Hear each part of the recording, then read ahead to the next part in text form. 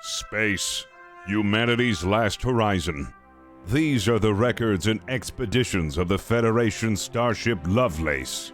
Assigned an ongoing galactic charter, the intrepid crew of the Lovelace explores the excitement of strange new worlds, encounters new life forms and new civilizations, and ultimately seeks to boldly go where no one has gone before.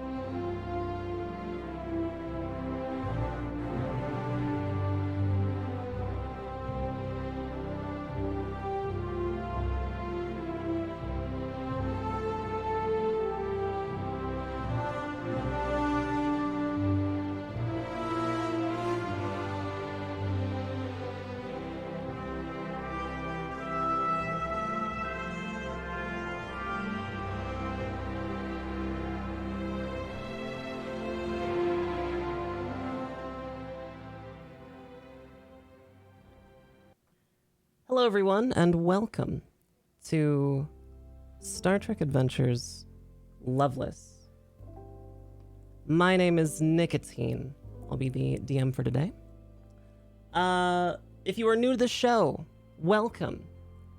We stream this show every Tuesday at 3 p.m. Pacific on twitch.tv/fablescraps. If you're listening on podcasting apps such as Spotify or Stitcher, just know that our live audience here at Twitch can affect the story in meaningful ways, such as the cunning deployment of momentum and threat.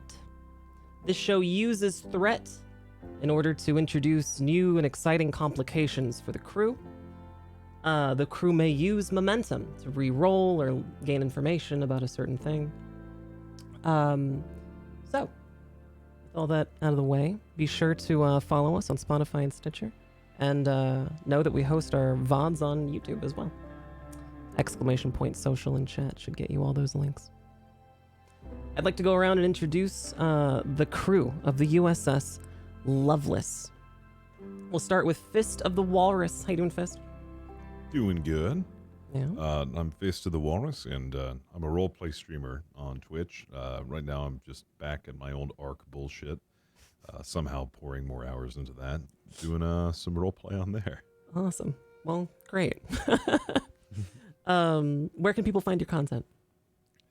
YouTube, Twitter, and Twitch at Fist of the Walrus. Awesome. Thank you so much, Fist. And big thank you to Maybun for another point of threat even before we begin. Just gonna pump that up real quick. Next up we have Locke the Raven. How you doing, Locke?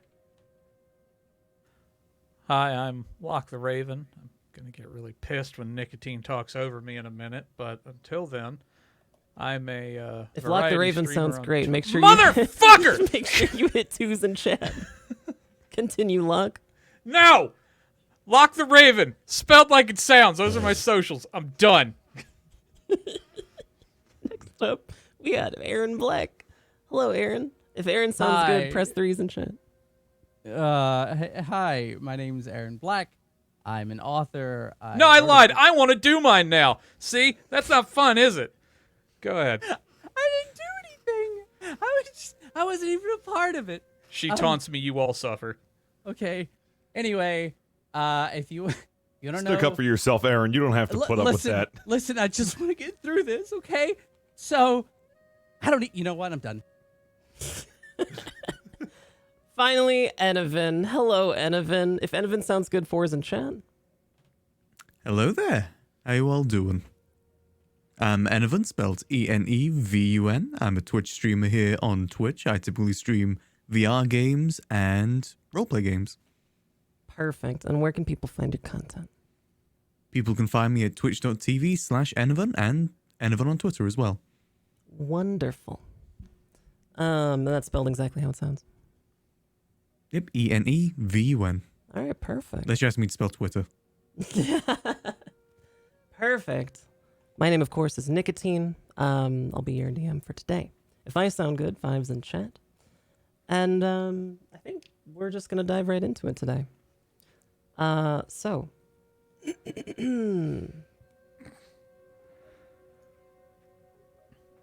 let's see here.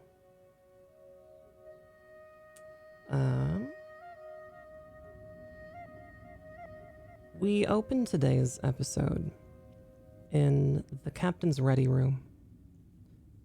The crew of the U.S.S. Lovelace has been working tirelessly to map poorly mapped star systems for the past few weeks. The captain has received a communication request from Admiral Black back at Starfleet headquarters in San Francisco. It is a much needed respite from the monotony of your job. You're very happy to take this call. Admiral Black is not quite as enthused. Hello, Captain. Admiral, good to see you. Thank God. I was starting to drone off, really. It's been work. You know how it is. Anyways, how have you been? Well, I've been great. Same kind of situation here. I should really get. Well, You don't sound very well. Come on, we're friends. What's going on? I'm here to deliver your next assignment. At the request of some individuals, some black badges. You are to drop whatever your current assignment is and report immediately to Blackwater Station. I'll send you the coordinates. It's at Lagrange Point 3. You'll be recovering a piece of cargo from Blackwater and delivering it directly to the Daystrom Institute in San Francisco. You are to just read my orders here. Commander Lancaster will meet you there. Rendezvous at the Daystrom Institute to receive the cargo. You are to make a positive bioprint identification of Commander Lancaster before final delivery. I'll send you his bioprint now. Have you ever, off the record, have you ever dealt with Section 31 before? No, I've heard stories. Just be careful, Captain. Admiral Black out. I will. Admiral Black tiredly, dejectedly turns off the screen. You're in your ready room. Describe it. Well, assuming with all the work that I've been doing, everything's a bit disheveled, unorganized, unlike Lockstead Buddy's been putting the work in. He's, of course, has this little mug of tea that he keeps with him whenever he is at work, the only thing that really, keeps him in a steady pace. He's just kind of really just soaking in the situation here. He's heard things about Section 31. He's heard stories, but he never thought he'd ever get a mission like this. Section 31 is a ghost organization within Starfleet. It is highly secretive. Its members are ghosts. It's been around since the beginning of Starfleet and operates totally outside of the chain of command. Captain, you're taking in these orders here in your ready room. Commander Herrick, where are you aboard the Lovelace right now?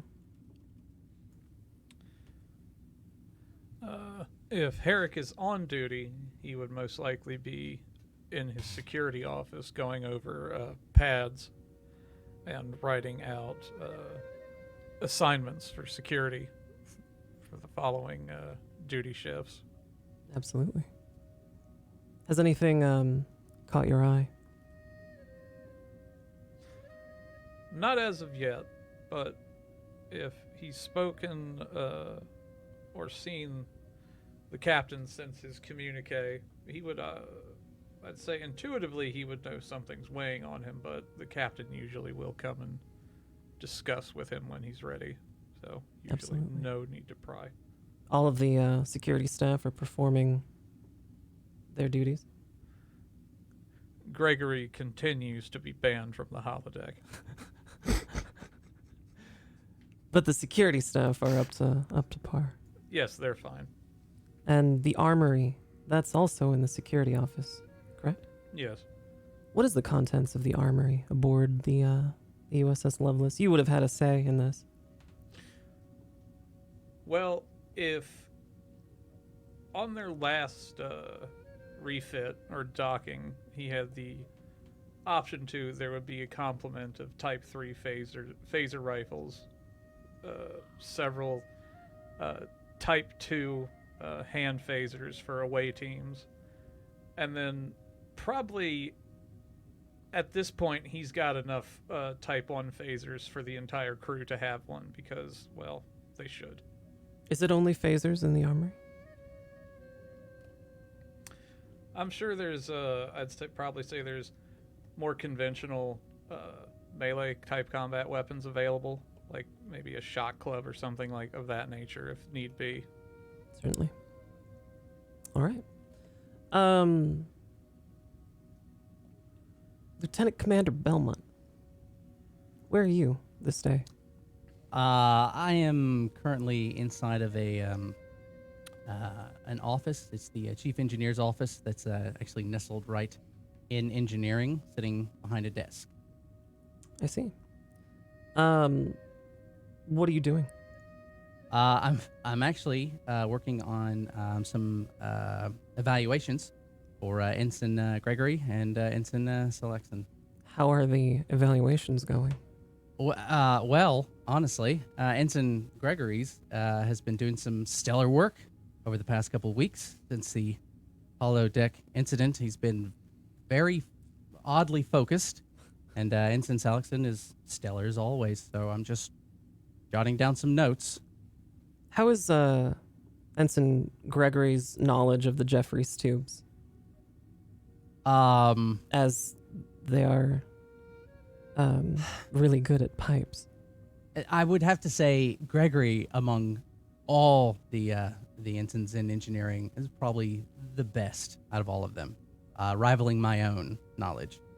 The Jeffries tubes are access corridors throughout the U.S.S. Lovelace. They were installed as a refit and continue to pose issues for the crew, but they are essentially ducts that allow the crew to make maintenance, emergency repairs, and such. There's actually one that runs through the chief engineer's office. The tubes themselves takes up a big part of the room, so I'm definitely shoved over to the side, but I don't mind. Perfect. Last but not least, Lieutenant Ram, where are you? Lieutenant Ram is at the helm. At his On the bridge. would it be called his desk? It'd probably be a con station. Con station. I'm gonna call it his desk because I think that sounds better than just hollow station. It sounds a bit more personal. You know, it's his desk where he operates from. Perfect. But he's just ensuring that we're still staying en route and trying his best to predict for any accountabilities that might come along the way. You know, if they need to make a quick detour or anything like that. Okay. So we're back on the bridge of the U.S.S. Lovelace. Campton has just come out of his ready room.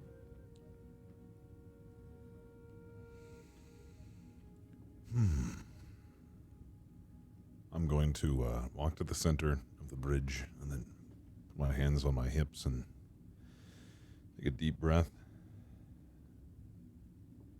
Crew, whatever you have working on this very moment needs to stop. We've just received a mission from Admiral Black, and it takes priority.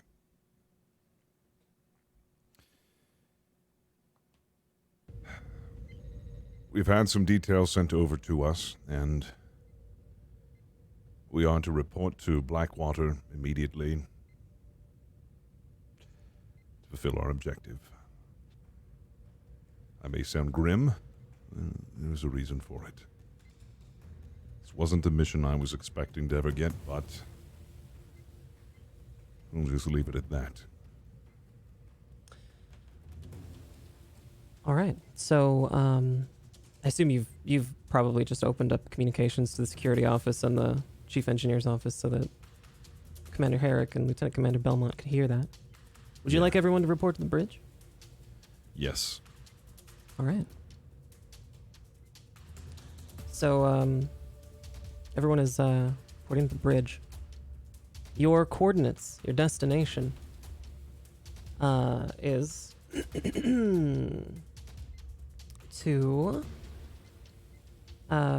Sentinel Minor 4.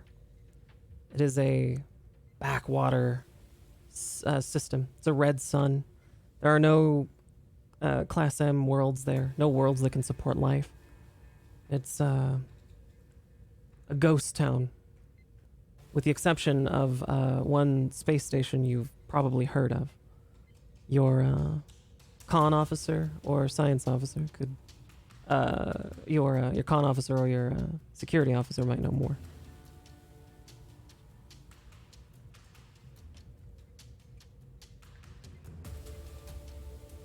And so once we get the details, is there like a debrief that the Admiral sent over exactly what we're supposed to be, like a mission statement? Or Your mission is to report to Blackwater Station at Lagrange Point 3 to retrieve cargo from this system. You are more than welcome to look up the system to learn a little bit more about it, or to just report straight there. Gotcha. I think I'll just have the crew set course and we'll report straight there. All right. But I won't tell the crew who's issued this mission just yet. Admiral Black and her report to you in your mission is that it's related to the war effort. There's currently a Cold War between the Federation and the Romulan Star Empire, and as part of the war effort, this mission takes top priority. Good. Are you going to give those that destination to Lieutenant Ram? Yes. All right. Lieutenant Ram, you going to set course? I will set course immediately, Captain. Computer. Hello, Ram. Could you assist me in plotting the right course here, as fastest as possible, Right course with as for minimal things in our way? what? Where are we going?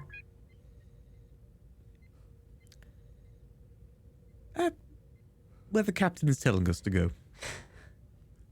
Very well. Setting course now. The ship's Thank you, computer is computer. locked on. You're welcome, Ram. Ship's computer is locked on to Sentinel Minor 4. Can you see in the chat, in the Roll20 chat, what I've posted? Yep. Oh, you can? Okay, see good. Just that. making sure. All right. So, you're going to go to warp? Charge warp coils? I thought you asked if we were going to go to war. Yes, that's exactly. Yes, proceed. Belmont, I'm going to need a roll from you. Oh God. All right. What am I doing? Well, as the Don't chief tip engineer, them. you're going to need to be responsible for charging the warp coils. This is a routine but dangerous task. There's a lot of energy contained within the warp coils of any Starfleet vessel. Mm-hmm. So I'm going to need a insight and engineering roll from you, or a reason and engineering roll. Reason. Complication Okay. of 2 and a task roll of 2. All right. Oh, perfect. Warp coils are charging, and power is nominal. Full success. You're free to relay this information. Right. Captain, the warp coils are ready when you are. Excellent. Proceed. You didn't hit the war coils, did you? We don't want to... I don't think we have any of those, Captain. But We've I can installed check. a bunch Right. of fake buttons on his chair. The ship has gone to warp. You're currently traveling at warp 6. You'll be there shortly. You're free to talk amongst your bridge crew, Captain. All right, crew, I understand that this mission is going to be very, very daunting, but I am sure that we will be able to carry out this mission to the best of our abilities. Does anyone have any concerns before we arrive to our destination? So this is just a cargo run, Captain? Correct. You retrieve some cargo, the bioprint, the commander, and then bring it back to San Francisco. That should be all. But anything can happen on a mission like this. Do we know what the cargo is, by any chance? No, we do not. Didn't get any details on the cargo, but whatever it is, it must be extremely important. Herrick, do we have everything in order for just in case? Yes, Captain. I took the liberty of going through the armory earlier, and everything is as it should be. At least to the Excellent. extent that we can make it so. Excellent. We're not exactly prepared to engage in combat, but if it does come to that, better be prepared. And, Ram, how is the computer doing? Is the computer doing any better? Oh, the computer's doing fine. Fine as always. It's great. It's very good to hear. It's because we really cannot afford to have any malfunctions with the computer. No And worries, Captain. I'm sure it is. Say computer. Oh, God. Hello, computer. Hello, Ram. Are you doing all right? The captain just wants to make sure that you're doing all right. Running a level 3 diagnostic. Devoting all of my process. Level 3 diagnostic complete. Full success. See? They're fine. That's okay. Well, I feel a little more confident now about this. Okay. That was faster than usual, yeah. Yes, it was. That was impressive. Belmont would know that that is far too fast for a level 3 diagnostic. Level 3 Wouldn't diagnostics. freak anybody else. They take hours. They take hours. I'm just going to check over these logs real fast. All right, well, with all systems ready and everyone prepared, then May I make one more suggestion, Captain? yes. We should probably get one of the shuttles retrofitted to carry the cargo. Agreed, that's a good idea. It's, To keep it secure. If it is as important as you said, is best there's no such problems, because in case there's some problems with crashing or something, we should probably be prepared for the worst case scenario. agreed. Herrick, could you arrange for our shuttles to be retrofitted for the cargo? Certainly, Captain. Are we looking at extra weapons put on? Do you want to? Would you like me to work on the maybe the shield matrix? I suppose I could probably try and bolster it. This being a valuable cargo, I believe it would be best if we focus on the shields, just in case we come under attack, if anything Okay, is to I'll- happen.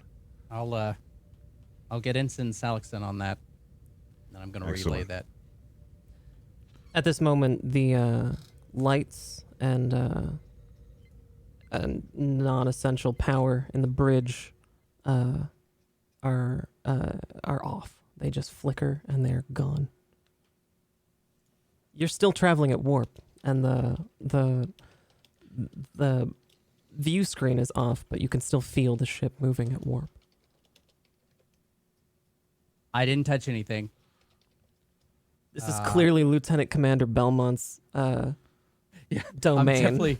I'm definitely immediately opening up panels, looking for anything. Do I have like a? Is it pitch black, or are there any running lights at Pitch all? black. Like It's pitch black. Okay.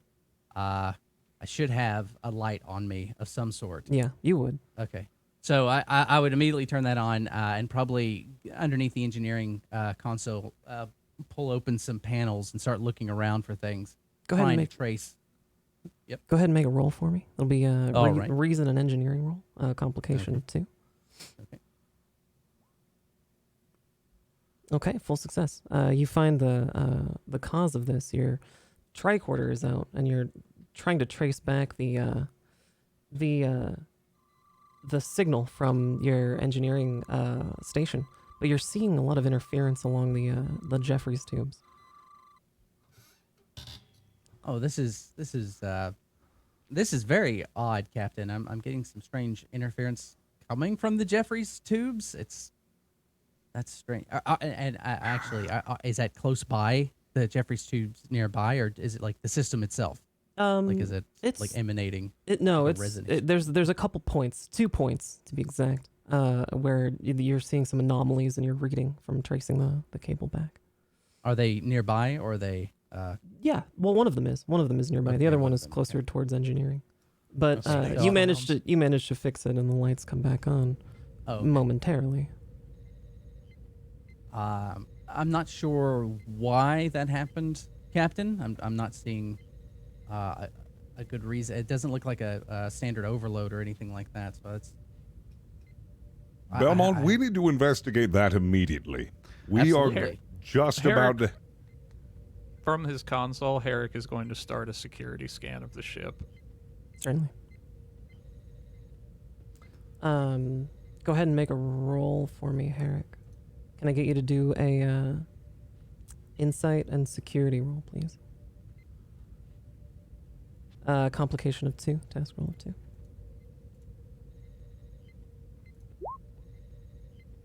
Okay, we'll count that as a full success. So your security sweep detects the location of engineering crew. They're all at their assigned stations, and you're not seeing any kind of like intruder or anything on the map. Nothing on scans, Captain. Well, whatever that was, we need to figure out the source of it if we're going into this backworld territory. We need to have this ship running at 100% efficiency, just in case we run into any complications. Commander Belmont, may I suggest that you dispatch some of your engineering team to the points in the Jeffries tubes you saw the you recorded the anomaly.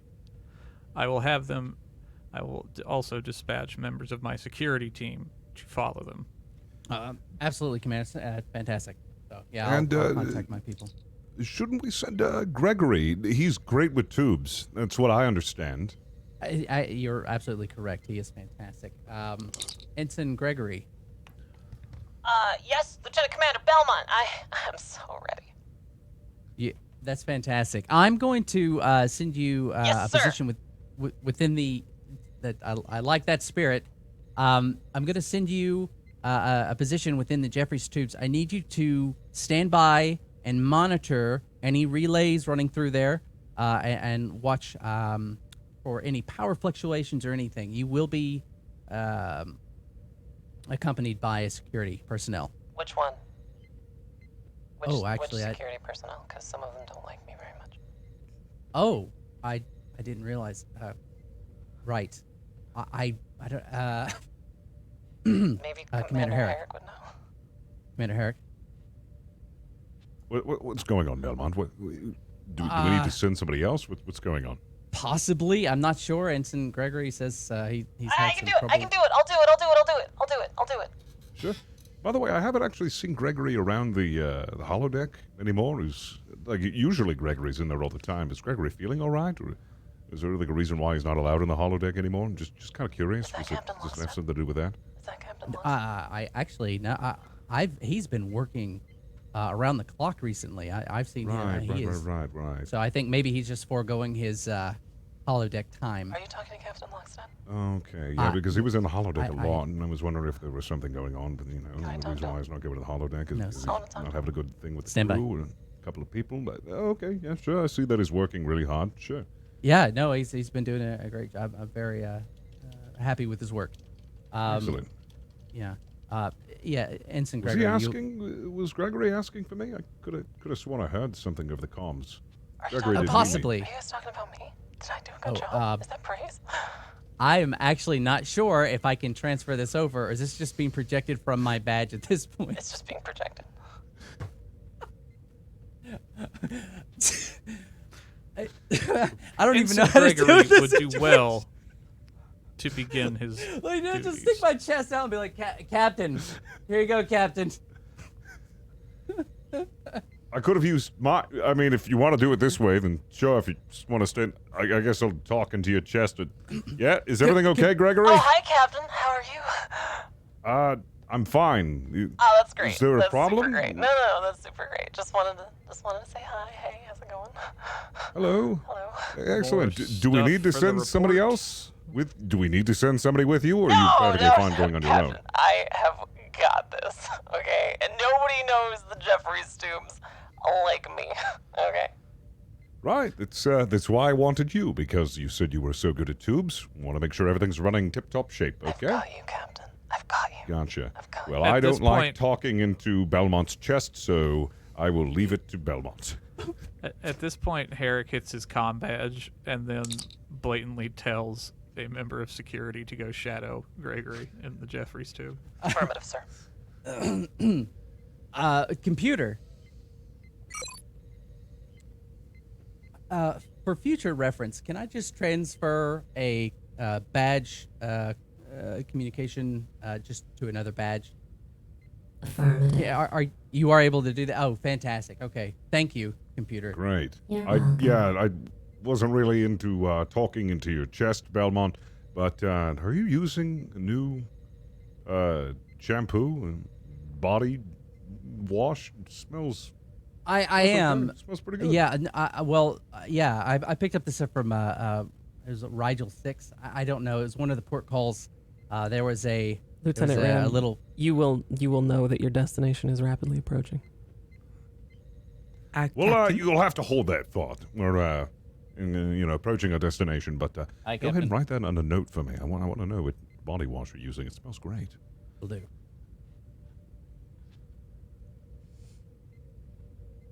All right, so your destination is Just Is more for upon the you. report. you'll be coming out of warp in 5 seconds, Lieutenant Ram. If you want to relay that. Captain, we'll be leaving warp in 5, 4, 3, 2, 1. Brace for impact.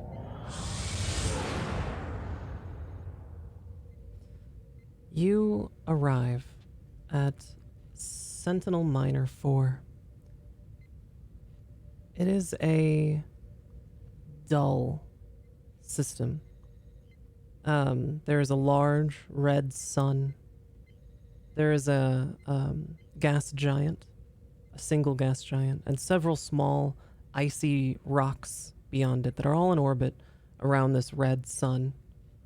You know this to be the location of a Starfleet base called Starfleet Base, Starbase 157.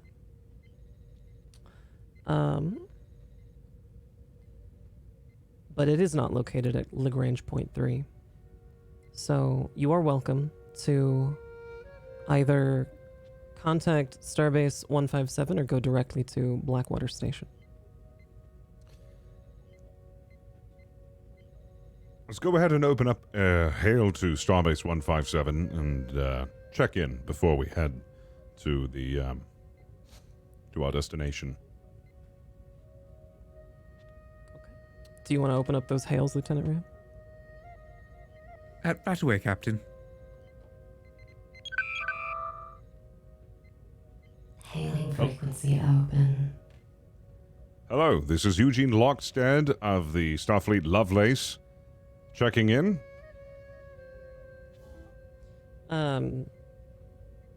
You hear a audio-only response from Starbase 157. Reading you loud and clear.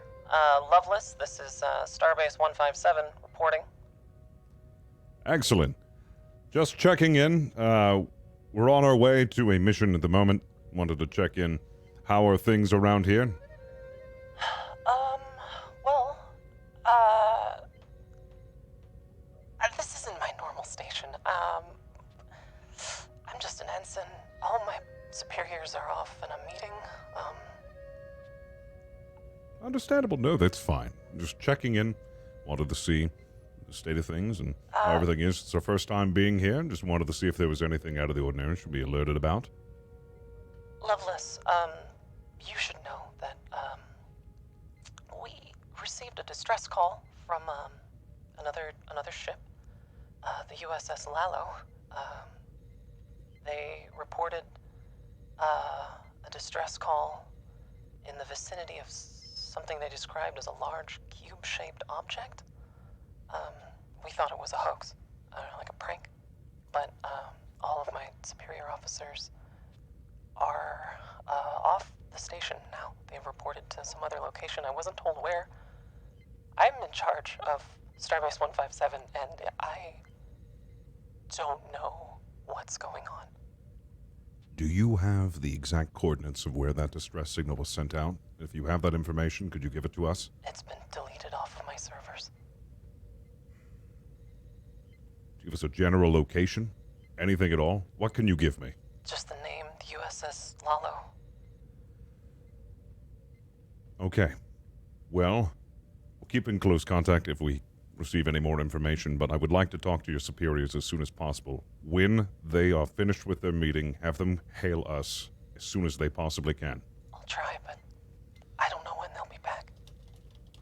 We'll tell them that the U.S.S. Lovelace is in the area conducting a very important mission, and we need to have all the information we can get to conduct our mission safely. Affirmative. Thank you, Lovelace. Starbase 157 out. Lovelace out. Well, that complicates things. Now, what do you make of that report? A large cube-shaped object in the area? None of you. You're thinking what I'm... None of you will know what this is. No, sounds like maybe a large sculpture. I've heard of some races will do that. They'll go out and they'll sculpt an asteroid into geometric shapes. Could be something like that. Think so? Oh, I don't know, Captain. It's the closest thing that I can think of. I don't could like it. initiate a scan if you wish, Captain. We should do that. If there's a ship that has gone missing and a distress signal has been issued, whatever that object is, can't be good. Did they say anything about where it may be? In the atmosphere, on the planet? They don't have any information. It's been wiped from the server. Right. We'll start with the outside of the planet first, and then can't find it. We'll try a scan on the planet. That's a good idea. Actually, I do have a question. We're heading towards was it Blackwater Station? Is that what it was? Is that an actual floating station, or is it? It's not a base on a planet, is it? It's a floating station. It is a floating station. What's known as Lagrange Point 3. In every star system, there's what's known as Lagrange points. They're points in space that are considered special. They orbit at exactly the same rate around some orbital body. Lagrange Point 3 is typically on the opposite side of some celestial body. So it's on the opposite side of the sun from the large gas giant and from Starbase 157. But if you want to initiate scans to scan the system, you can. You certainly can. I can do that from my console, Captain. Excellent. Let's proceed. Okay. Better be safe than sorry with a mission like this. We need to know all we can get. You may initiate scans with a roll. That's going to be an insight and engineering roll. It'll be a complication of 1 and a task roll of 2. Oh, shit. Your scans. Everything's A-okay. Your scans detect nothing. I'm not picking the up scanning anything. system Yeah, appears to be malfunctioning at some level. Ooh. Do I notice that it's malfunctioning at this Yeah, point? you Like, do. is it? You do. Psh, psh, psh. Yeah, it's near the point of sparking. Oh, okay, Captain, I haven't picked up anything, but I don't know how much we can rely on the scan. I am having some problems with my console. I'll need some time to correct the issue. Okay. Well, anyways, we should still proceed to our rendezvous. We still have a mission to carry on. We should do it carefully and discreetly and quickly as possible, if at all possible. All of those things. Let's just continue forward. Let's make it to Blackwater Station. All right. Lieutenant Ram, you want to punch in the coordinates for Lagrange Point 3? Yep. What are those coordinates again? You just Go ahead and Just gonna send that over. go ahead and Computer, could we start making our way to these coordinates? Affirmative. Setting course for Lagrange Point 3. Thank you, computer. You're welcome, man. I love you. Love you too. all right. So Eric's going to give Ram a stern look, but Ram's obviously looking at his console. Yeah, Ram And does he's not just going notice to at write all. something down on his pad again and just shake his head. Herrick, what are you writing there? Entirely too much, Captain. Don't stress yourself out. We need to focus on the mission. I have not exceeded my capabilities. I know you haven't. You know. so you'll Stick it in. the Lovelace is now moving at full impulse towards Lagrange Point 3. It is within view screen range, but your scanners, Commander Herrick, your tactical scanners are detecting nothing.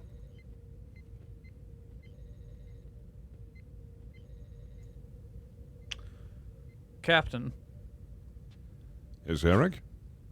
this may be a continued malfunction in our sensor array, but my console is also detecting nothing at our destination. Okay, well, what do you advise we do, knowing that our scanners are malfunctioning? Do you think we should stay back a little bit, scope the area out before landing? I would... Christ, I forgot what the word was. I would launch a probe. Perhaps its diagnostic capability might give us some insight. Agreed. We should go ahead and proceed with that. Can't be too careful. I Captain, I'll get Ensign Salixon on it. Fantastic. And as soon as you can get any word back on that malfunction that we had, just better to be in the know, especially now that we're here. Aye. Perhaps Lieutenant Ram would aid us by linking to the computer and assisting it with running a diagnostic on the scanners. I could give it a shot. I mean, the computer is perfectly capable on their own, but, you know, I can help. Somebody say computer. Hello, computer. Hello, Ram. I'm going to plug in and see if I can help you with the diagnostic of the scanner. Affirmative. Ram is working on the diagnostic with the computer. Commander Herrick, what is our course of action here? How far away would you like the ship to stay from Lagrange Point 3? How far are they presently? I would say probably 1,000. We'll say 1,000. Well, we'll What's say the- 50 light seconds. We'll say 50 light seconds. Pretty far. What's the range of what's the distance of their long-range scanners? Because Well within the system. You could use long range scanners for anything within a system.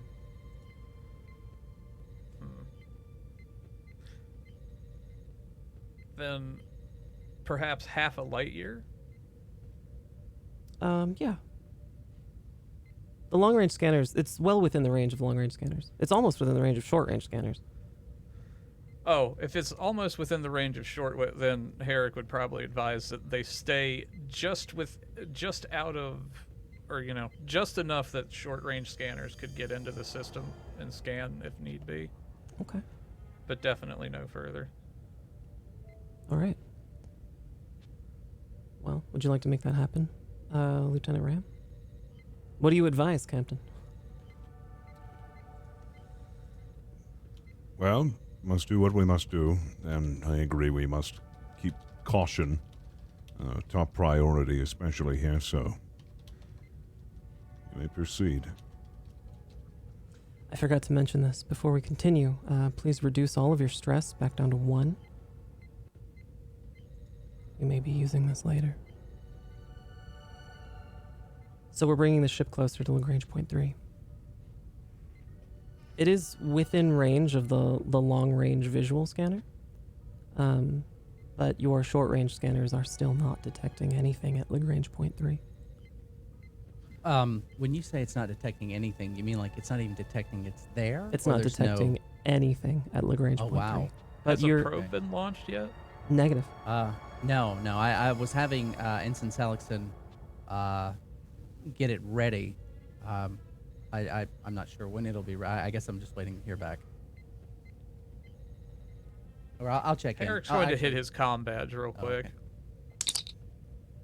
Ensign Salixon, Yes, sir. what is the status of the probe and why has it not launched yet? Probe is in the torpedo bay now, awaiting your orders. Launch probe. Affirmative. Captain, probe is away. Excellent. The probe is away. It is making its way toward Lagrange Point 3. It has been programmed to stay a distance of at least, we'll say, 500 kilometers away from Lagrange Point 3.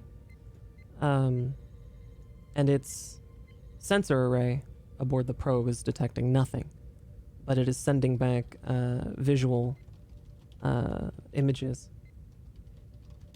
And you do make out on your view screen, the main viewer, slowly getting bigger and bigger as the probe gets closer to Lagrange Point 3, a large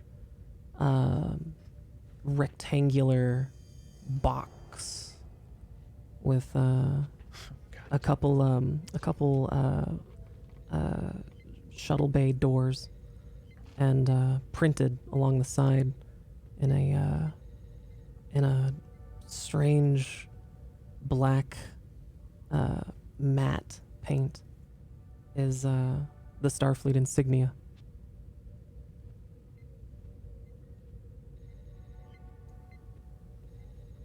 You have coordinates and comms radio frequencies for Lagrange Point 3's Blackwater station. You can attempt to contact it. Yeah, after seeing this, I'm gonna have a hail opened. These to these communications frequencies are extremely weird to you. They're like frequencies that are never used for literally anything else. They're extremely complicated, and they're encrypted to some strange new format you're not used to. If you'd like to open a hail, that'll be a roll. It'll be we'll say insight and science roll. Complication of 2, task roll of 2. Okay. You get a partial success here. You manage to open the frequency.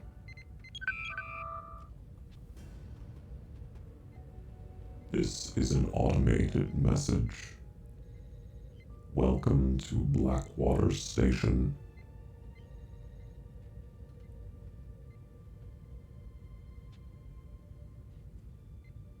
Wow, they keep that short. They really do, don't they? I was hoping for something else. Yeah, a little bit more information would be great. Clearance codes. Clearance codes. Hold on one second. I'm going to scan through all the information that Admiral Black has sent Admiral over. Black will sir. have some clearance codes for you. You can put them in. They're very long and complicated. All right, there we go. Clearance codes accepted. Please report to Shuttle Bay 2. Very well. Ram, let's proceed to Shuttle Bay 2. And keep your wits about you, crew. Hi, Captain. Right away, Captain.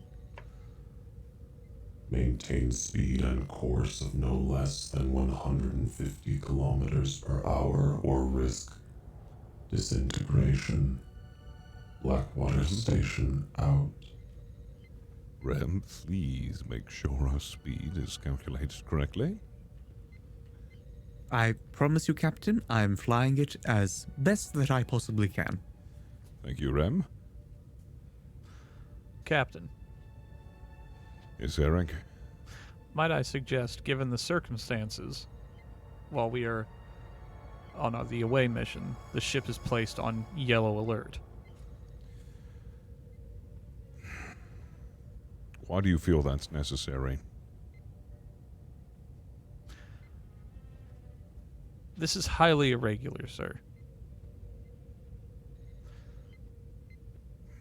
And I would I rather understand. err on the side of caution. I know. I agree. understand. Well, I agree with Commander Herrick. Having everybody at a proper station, just in case we do switch over it might be a really good, just in case. All right, well, just in case, but this was a mission given us directly by Admiral Black. I don't think we're going to be running into anything dangerous. Hopefully not. All seems to be checking out as far as, the current situation, but yes, I'll allow it. Forgive me, Captain, but given the demeanor of the comms officer at the station we just left, it would suggest that anything about this is regular. No, but it is within Starfleet. I'm confident of that. Very good, Captain.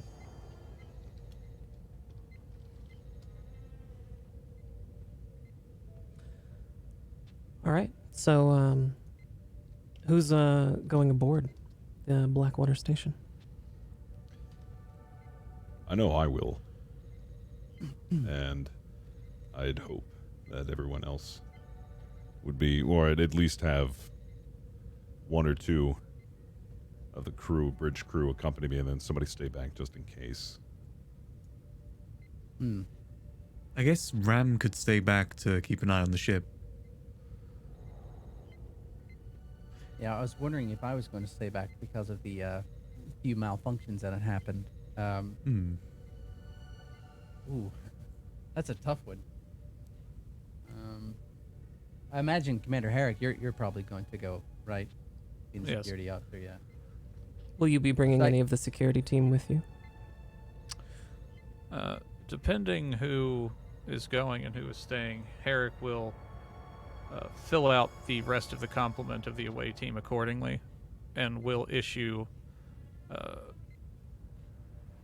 level 2 phasers to everyone. Type 2 phasers? Type 2 phasers. You can bring 2 members of your security team with you to fit into the shuttle. And if that's what he can bring, that's what he'll bring. Perfect. It's probably best that Ram actually does go to pilot the shuttle. Yeah. Yeah. Especially if we're going to be having, like, limited special cargo on it. All right, so Captain Lockstead, Commander Herrick, and Lieutenant Ram the away team, along with 2 security team officers. But that I'll right? stay on the bridge. All right. Well, Captain, you ready to make your way to Shuttle Bay? Yep, let's proceed with this scary, I don't know what the heck is going on thing. You make your way down to Shuttle Bay. Your refitted shuttle is available. What were the refits, Lieutenant Ram? The refits were there to try and essentially keep the cargo as secure and safe as possible. And boost You just have to shields. keep it There was stable. also that. Yeah. All right. So your shuttle doesn't look any different from the outside, but when you open the doors to the shuttle, you notice that the whole center part of the shuttle is like, instead of carpet, that nice red carpet, it's metal, and it's got a bunch of like attachment points for heavy cargo. You're all taking your seats. Yep, I'll be sitting next to Ram. Okay. The 2 security officers, Ensign May and Ensign Vixie, are in the shuttle with you. They're perfectly trained, extremely put together, and at attention on either side of the walls as you enter the shuttle.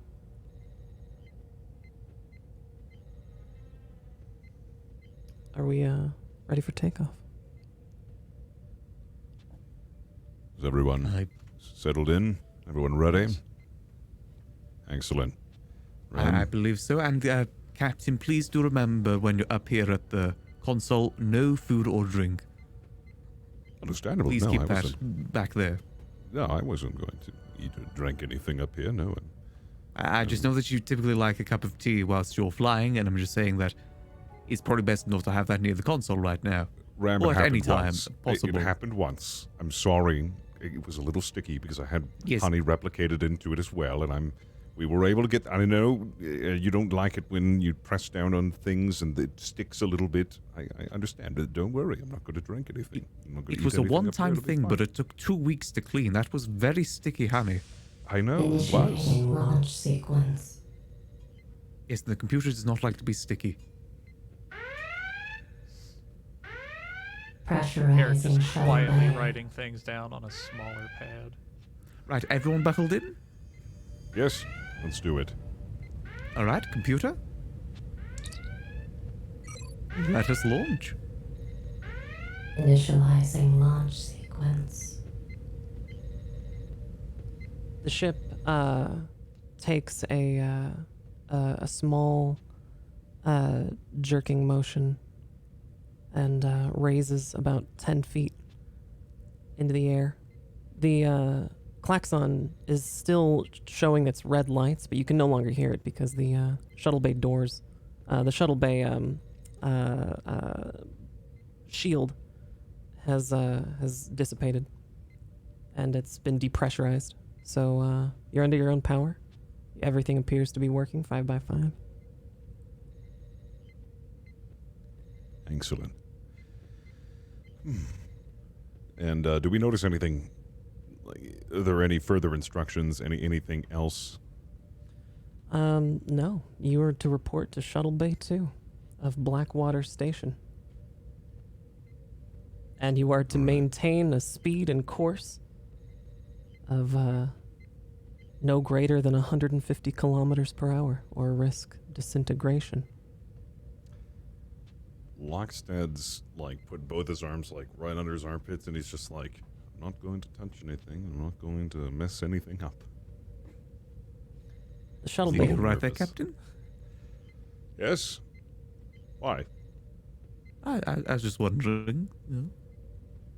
Oh, everything's perfectly fine. Herrick, are you doing Sudoku? Been writing a lot on that paper. I've been Eric? behind on reports, Captain. Well, let's focus in on this, Eric. There's time for reports later. This is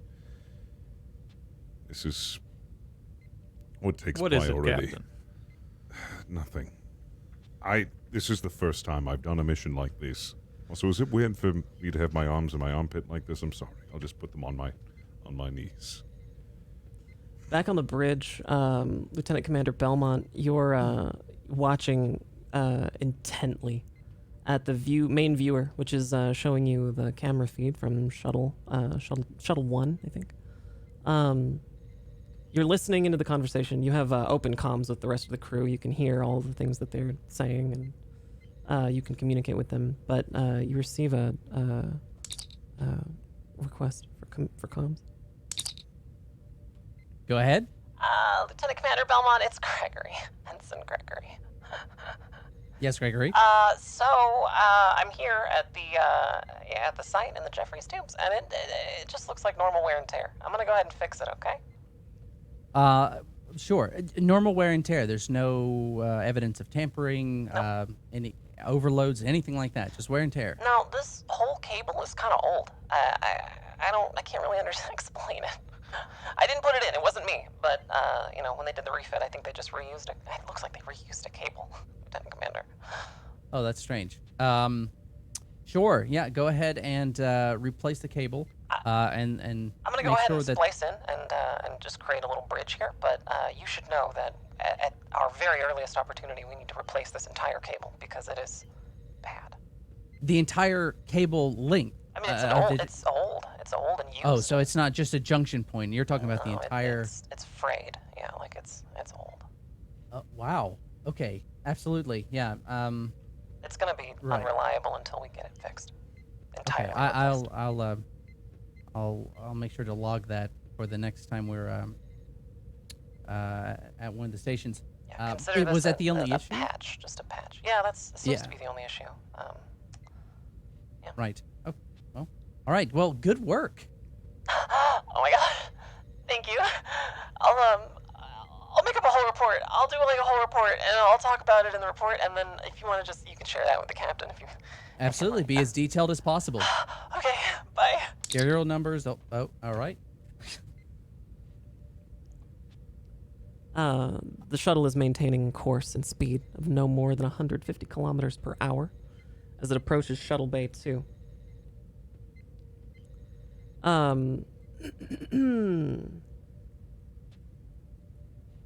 The Shuttle Bay doors open. You can't hear it because it's in space. But as this giant black box looms above you, you see these doors open, and there's just black inside. There's no lights.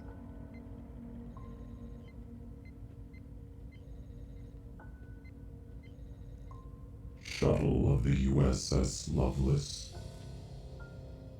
Please enter Shuttle Bay 2. Landing Pad 1. Do not deviate from your course or risk disintegration.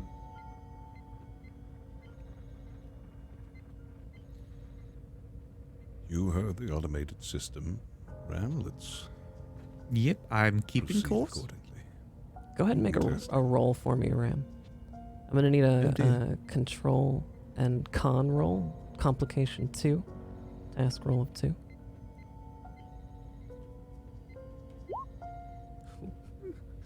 The shuttle is experiencing some solar turbulence from this red star. It was unexpected because it's red and dying, but there is still occasionally solar turbulence, and the ship is rocked by it a bit. It reaches 149 kilometers per hour. You see a turret open up on the outside of the Blackwater station. Ram, please adjust accordingly. I'm trying my best here, Captain. Okay, could you maybe help me out trying to keep this ship stable? You know how to Okay. fly, right? At least basics. Like stabilization basics. Of course. Let me help you. You reach the, Right. Did you clean your hands? Yes, I did. Okay. Yes. I didn't wash my hands. you reach the shuttle bay 2, and it is pitch black inside.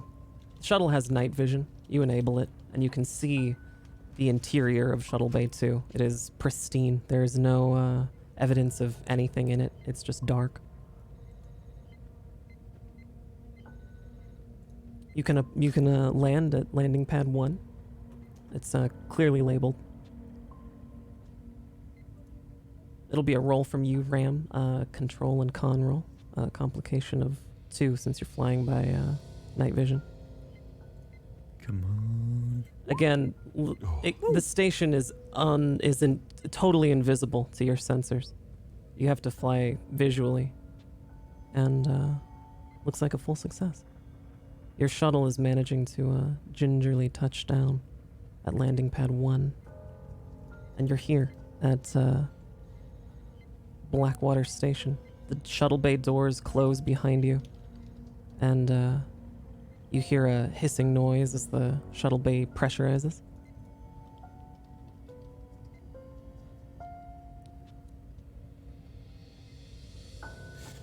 Well landed. All right. Everyone? U.S.S. Lovelace, Shuttle 1, you are clear for egress. All right. I'll take the lead and have you right behind me, Ram. And everyone else just follow suit. Eric, Right away, Captain. I'll let you with your security detail and let's To be clear, Herrick has issued Type 2 phasers to everyone, not just his own staff and himself. Oh, so Lieutenant Ram and Captain Longstead both have Type 2 phasers. Yes. Okay. Okay. They're basically more powerful versions of the handheld phasers you currently have. Yeah. Type 3 phasers are the rifles. Yeah. Do you have Type 3 phasers on you, Herrick? Did you bring one for yourself, or? Well, again, considering they're going to a Starfleet installation, Type 3 would seem like overkill. Excessive, yeah. Yeah. All right, so the shuttle doors open. And you're able to see nothing. It is pitch black out there. I'll turn my flashlights on. Okay, everybody turns their flashlights on. Yes. All right, let's do 1 second.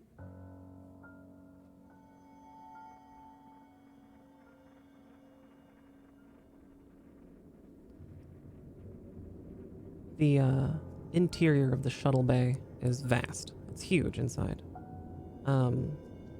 You can't see the walls, but you can hear your voices kind of reverberating. And every step and sound you make feels amplified. It's an odd feeling. There's the air is kind of acrid and old and dusty. Like this place doesn't get used very often. Suddenly some lights flicker to life, bright, and your eyes are kind of ugh. And you can see the interior, huge, cavernous. And there's one door leading out of the shuttle bay. It is a huge bulkhead. You can approach it. There's a bioprint scanner there. I'll proceed forward and I'll check out the bioprint scanner. Crew of the U.S.S. Lovelace, please submit to bioscan for identity confirmation. You have 30 seconds to comply. I will immediately do my bioscan. All right, you walk over, put your hand on the pad. It's makes a little. Bioscan confirmation complete. Welcome, Captain Lockstead Eugene. Transferring contents of Vault 2 to Shuttle Bay 2. Please stand by. You feel machinery at work behind this bulkhead. It doesn't open, but you can feel something working behind it. Some kind of vast machine grinding its gears, groaning to life. There are a couple sort of loud clanging and banging noises behind this door. Before it opens, there's some steam that comes out of the door. It's pitch black behind it. But on a trolley, there's a large object, and it's rolling towards you on this trolley at a slow speed. The trolley leaves the doors entirely, which shut a little too fast behind it. You know that if this were on a starship, it would be totally irresponsible to have a doors close so quickly. Now, somebody could get hurt, but that's not the goal here at Blackwater Station. Safety is not the primary concern. Safety of the crew, anyway. You get to take a look at the object now. It is huge. It's about 9 feet long, and it appears to be the shape of a sarcophagus. It is large and black, so black that it feels like it's sucking the light out of the room.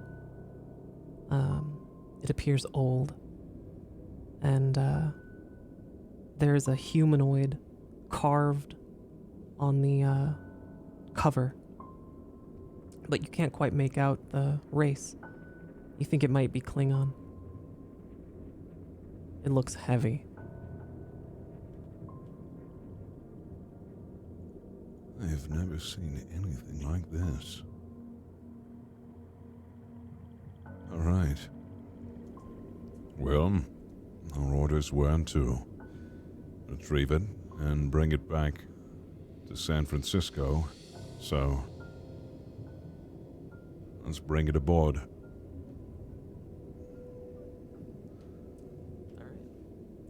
So the security team, Ensign Vixie and Ensign May, are hard at work, heaving the sarcophagus along the trolley. Even rolling it along the trolley is heavy. There's anti-grav units built into this trolley, but it still has so much mass that pushing it is a chore. But they manage to bring it into the shuttle. The trolley helps them load it. You can attach it down into the shuttle attachment points. Ensign Vixie looks up at you, Commander Herrick, and salutes. Object is Well secure, done. sir. Very good. Monitor it for any change. Affirmative. Both of the security officers in unison stand at attention on either side of the shuttle, just like they were before, maintaining an oppressive watch over this object.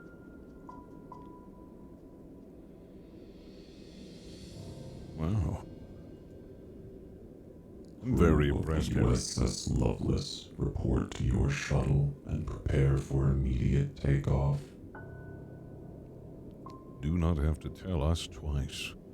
All right, Ram. Let's get out of here as soon as possible. Everyone, let's climb aboard. Let's make our way out. Herrick and the security team will be the last on board. Yeah, Ram would try and go ahead a little bit just to get the engines ready whilst they... Because I imagine they'd be a little bit slower carrying the thing, right? Yeah, definitely. So Ram would have gone ahead to go get the engines warm. Yep, engines are warm. You're ready to go. Kind of idle to get that heater going.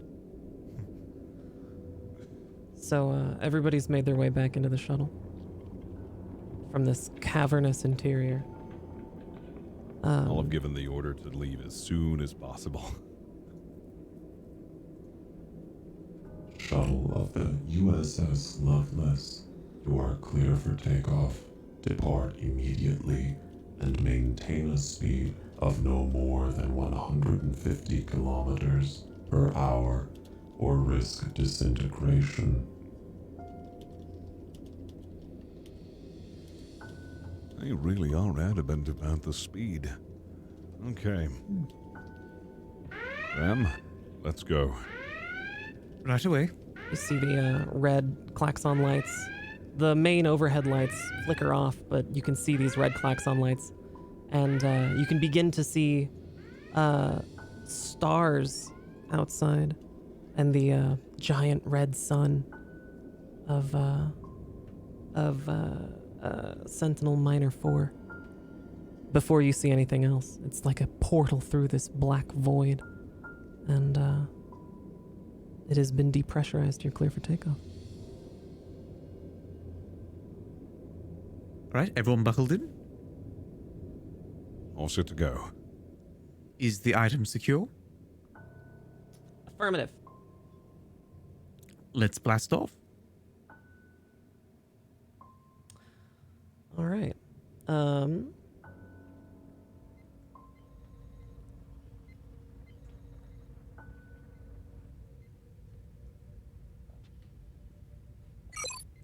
Attention crew of Shuttle 1. I am detecting increased levels of stress hormones. Deploying anti-stress measures.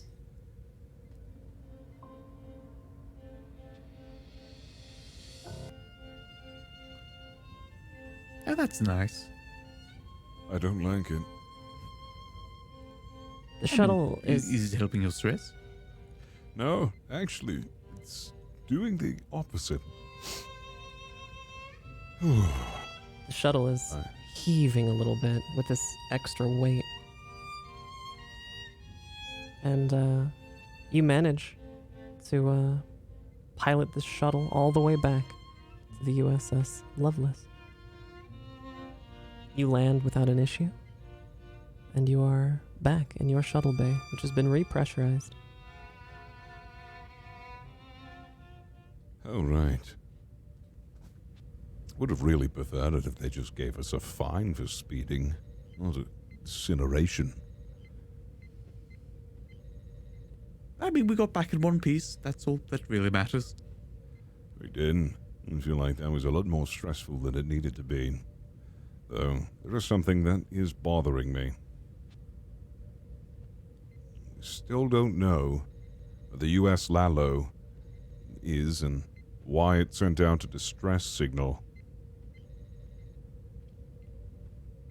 Right. Anyways, bring the cargo on board and secure it, and we'll make preparations immediately to go to the institution, San Francisco, complete our mission. The security team salutes you in unison. Aye, Captain. And they look to Commander Herrick for additional instructions. Where would you like us to take this, Commander?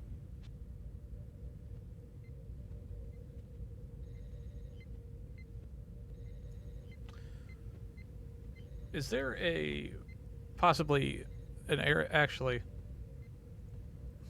what would be the most secure area of the ship? Not my quarters. The aft of the U.S.S. Lovelace has a,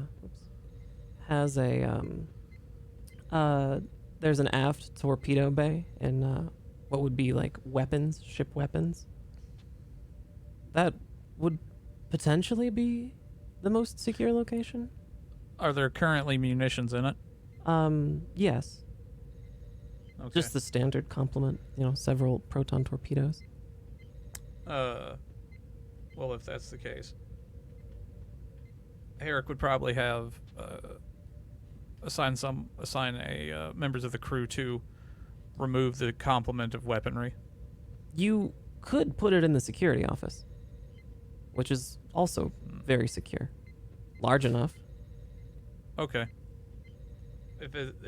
Well, that's what I didn't know. If it's able to be put in the security office, does he have like a brig cell in there or anything? He doesn't have a brig cell. There is a brig aboard. You could put it in the Are the brig. bulkheads in the security office able to generate a force field?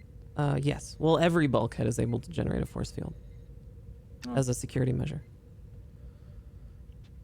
Well, then he'd probably instructed to have it taken to the security office and be under a high-level force field and guard. Okay. So you're gonna put one of the ensigns from the security team ensigns? No, we're on gonna it? put 2. 2. Okay. Both. They brought it on. They can stay with it. Commander, we'll take this to the security office. You may need to accompany us in order to give us access to it. Oh no, he will. Aye, Commander.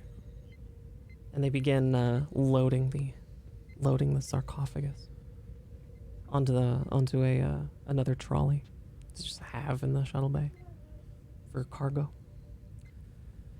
Captain and Lieutenant Ram, you're making your way back up to the bridge? Yes, we're going to be setting course to San Francisco so we can deliver the payload immediately. To the Daystrom Institute in San Francisco. Starfleet headquarters is located in San Francisco, along with the headquarters of the Daystrom Institute, a somewhat secretive technology organization. Nobody really knows what goes on at the Daystrom Institute, but people like to pretend that they do in order to seem smart at parties. Research. Last time I heard, Research. they're Exactly. doing research. The lights in the shuttle bay flicker a bit, but they remain stable for now as you make your way up to the bridge. So, did we get any word back on, the line situation, Belmont? Are you talking about the electrical issue from before, Captain? Yes. Well, what was that all about? Apparently there is an old cable that was still installed. It was pretty frayed. Ensign Gregory was on it, is doing the best he can. But when I say that, I mean he is trying to make sure that it is as functional as possible, and he is going to write up a report, which it sounds like he's very interested in you reading. Excellent. Fantastic. All right. Well, let's set course, Ram. Go straight to the Daystrom Institute in San Francisco. And as Lockstead settles into his chair, he now realizes why there was a distress signal. His eyes grow wide. Oh. Well then. Nothing. No. Proceed.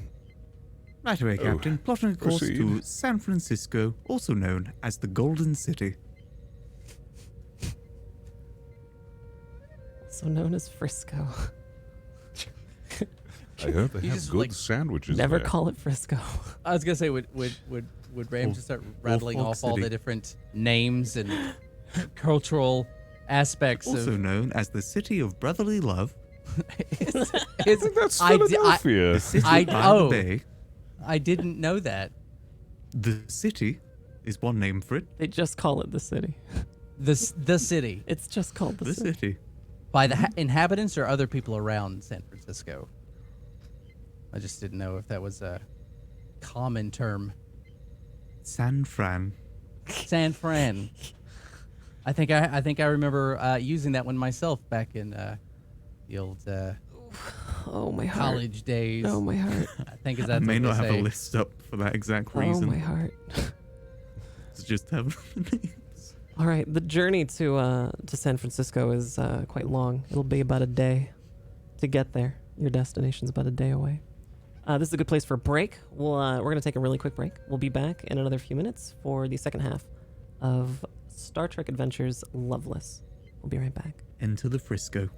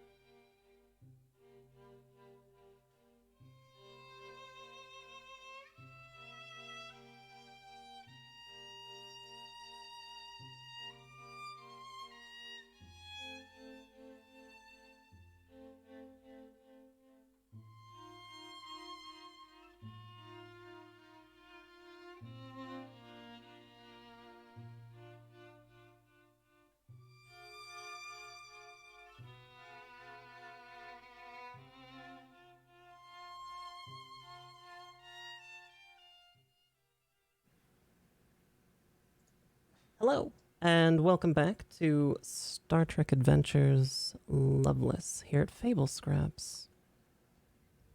It has been 12 hours since the crew retrieved a large black object from a secret base in a backwater solar system. They received a notification from a starbase there, Starbase 157, that a large cube-shaped object had attacked the U.S.S. Lalo. They found the Blackwater station, which wasn't appearing on sensors, and were told by its automated system that this giant cube-shaped object was going to disintegrate them if they exceeded a certain speed. They're about 6 hours into a journey back towards Earth. Their destination, San Francisco, to the Daystrom Institute, in order to deliver this cargo to one Commander Strider. Commander. Who is your commander? Some That guy, was, Commander dude. Lancaster? Yeah, Commander Lancaster back at Commander Dude. back What at his friends call him. the Daystrom Institute. The dude, the big Lebowski. Oh my God! Yes, please. You're told to go to the Daystrom Institute, but you're almost certain that Commander Lancaster does not work for the Daystrom Institute, and probably isn't even named Commander Lancaster. Probably some code name. The lights have flickered a couple times, and aside from the occasional electrical hiccup, it has been a tense but uneventful journey this past 6 hours. The security shift has changed. There are still 2 security officers in your security office, Commander Herrick, but it is no longer Ensign May and Ensign Vixie.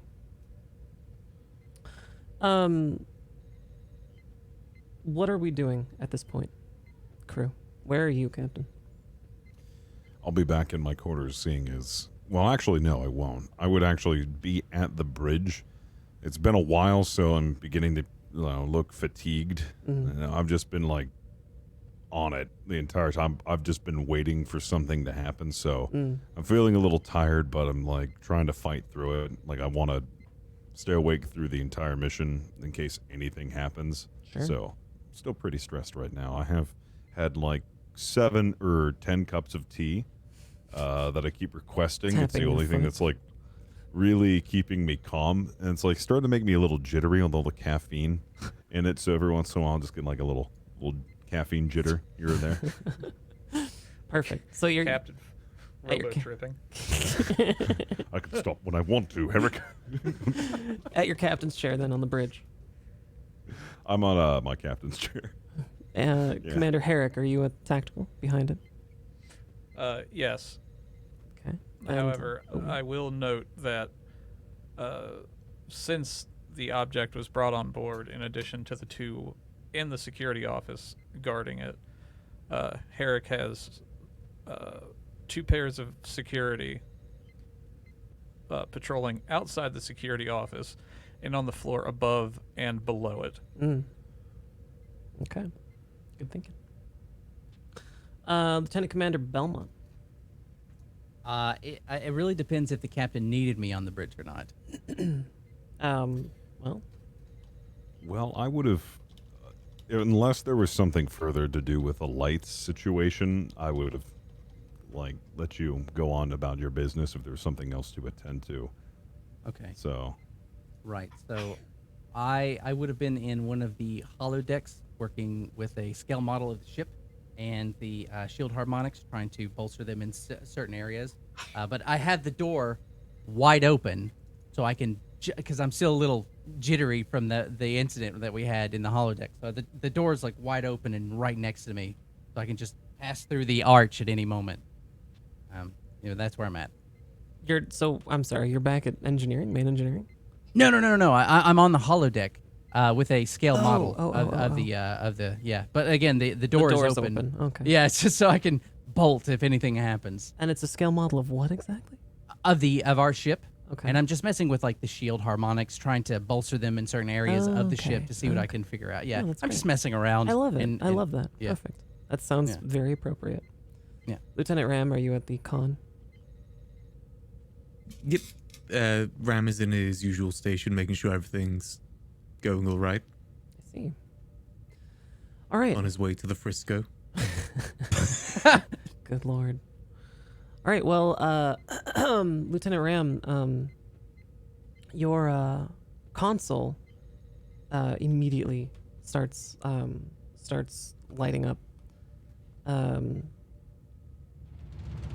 There's an urgent distress call, like level 1 priority, being transmitted in a space not too far from your current location. Ram would send this over to the captain. Yeah? You want to tell the captain? Little bit of tea Like on spills tea. out, but there wasn't any honey in this one, so it doesn't get anything sticky. Yes, Captain, What? we appear to have some sort of distress signal. Okay. Tier 1. What? Okay. All right. Let's do this. I knew this was going to happen. I'll open it up immediately. This is the U.S.S. Pelican. We're an independent freighter. We're transporting some goods for Starfleet, but it's not looking good. Anyone, please respond. What's the nature of your emergency? Who is this? This is Captain Lockstead from the U.S.S. Lovelace. Oh, Starfleet. Okay, great. Look, my name's Captain Strider. I'm supposed to be transporting all these goods for Starfleet, but something went wrong with our warp reactor, and our cargo's deuterium, and we're afraid that if there's any malfunction, that it's gonna blow, and we're needing either to fix our warp core immediately or immediate evacuation, preferably the former. All right. We're going to make our way there immediately. Hang tight. Sending you the coordinates now. Thank you. Thank you. You Ram? receive the coordinates. Yes. I'll send them straight over to Ram. Get us there immediately. And I'll hit Right my away. comms. Bridge crew Frisco will to have to deck wait. immediately. There. Aye, Captain. Okay. And I'll rush to the bridge. All right. So you're all on the bridge. You've adjusted course, Lieutenant Ram, to this to the site of this of this distress call, and indeed you see a freighter, a long ship, kind of segmented, like a like a caterpillar or something, a freighter. Along the side is painted in kind of grungy letters, Pelican, and you know that this is what appears to be an independent freighter vessel called the Pelican. They're not moving.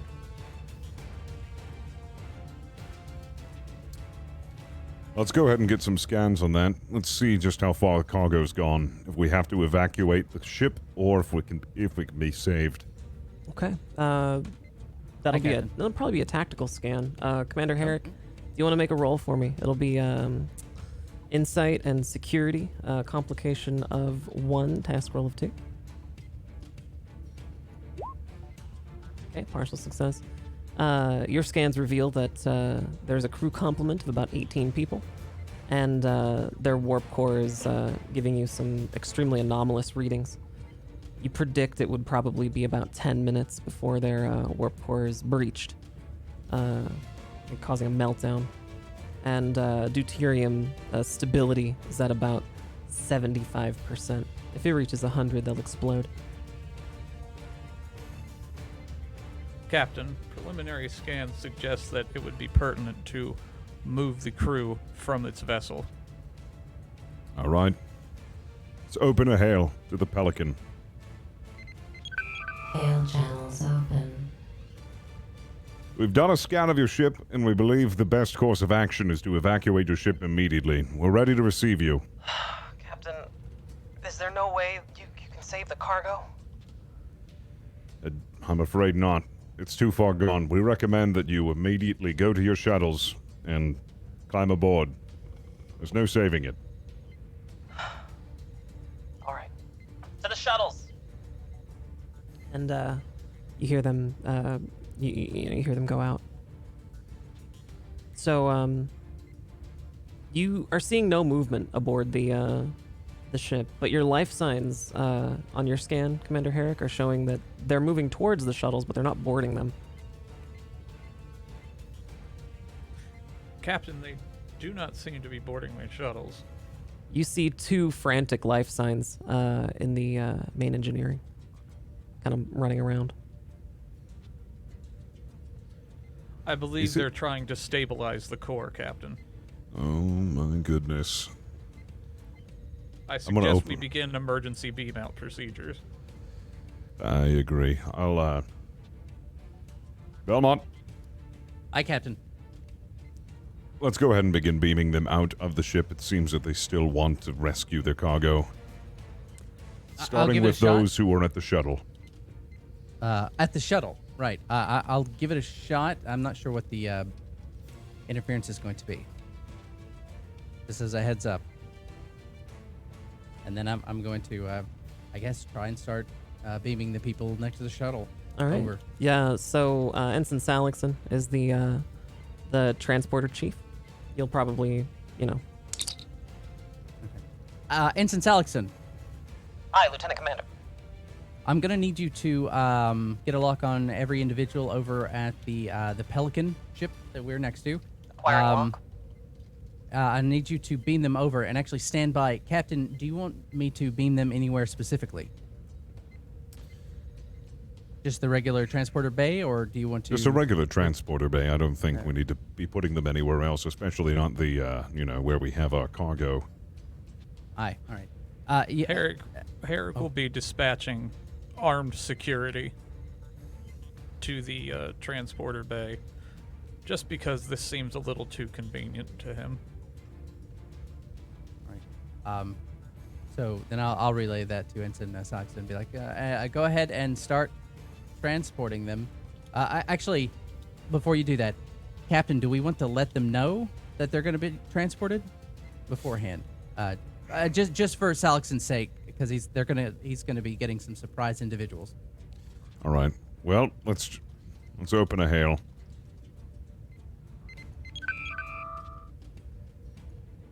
This is Captain Eugene Lockstead. I've noticed that none of your personnel are going to the shuttles. Shuttles are Why? malfunctioning, Captain. They're malfunctioning. We can't get off. I'm here with my first mate. We're trying to fix the warp core. It's not looking good. Do you have a transporter aboard? Yes, we're actually going to be doing that right now. We just wanted to give you a heads up that we'll be transporting you on board immediately. Okay, thank you, Captain. Take the crew first. Me and my first mate are going to keep working here. Are you sure? We need to save the deuterium. Look, you have a limited amount of time. We've already decided to warp those who are near the shuttles. We'll give you another 2-3 minutes, but then we're going to beam you on this ship.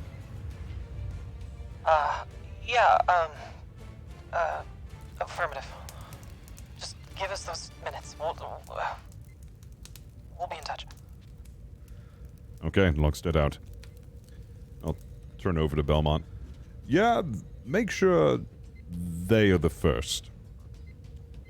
The captain and the Yes, Sir, in engineering. I would suggest you honor the captain's wishes and move his people. Let's start with them first, but we are going to be getting them as well. I will not give them any time. This isn't the sort of situation to be risking your life for. Aye, Captain. So I'll relay that to Ensign Salixon to focus on the 2 life signs. I guess they were in engineering, right? Affirmative. No, Sorry. I believe it was the ones who were near the shuttle would be beamed Oh, up first because the captain and the first mate are working on the... Oh, I thought you said to beam over the captain. We have transporter lock on the no. entire Oh, crew okay. complement. Just tell us which ones to transport. Okay, so transport I've got the the ones. power of God. Your discretion, but transport starting with the ones near the shuttles. Affirmative. Transporting 6 now. Stand by. I'll be monitoring the time that I've given the captain and first mate to work on the reactor, and as soon as we have everyone on board, I'll have another scan. 6 aboard. Confirmed. We need, there are 12 more crew aboard the vessel. Would you like us to continue? Captain? Proceed. Just leave the 2 who are in the reactor. Affirmative. For now. Transporting 6 more. Herrick is going to excuse himself from the bridge and head down towards the transporter bay as well. Transport successful. Transporting the 4 nearest the shuttles.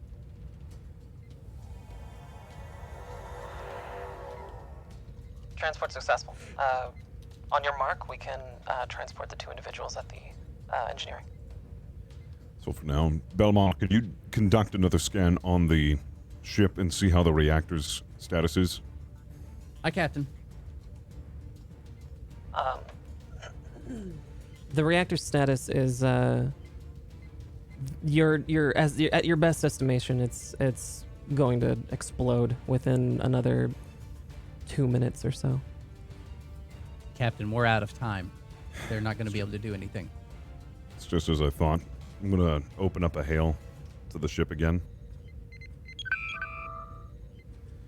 You're out of time. We're going to beam you up. The ship is gone. Just 5 more minutes.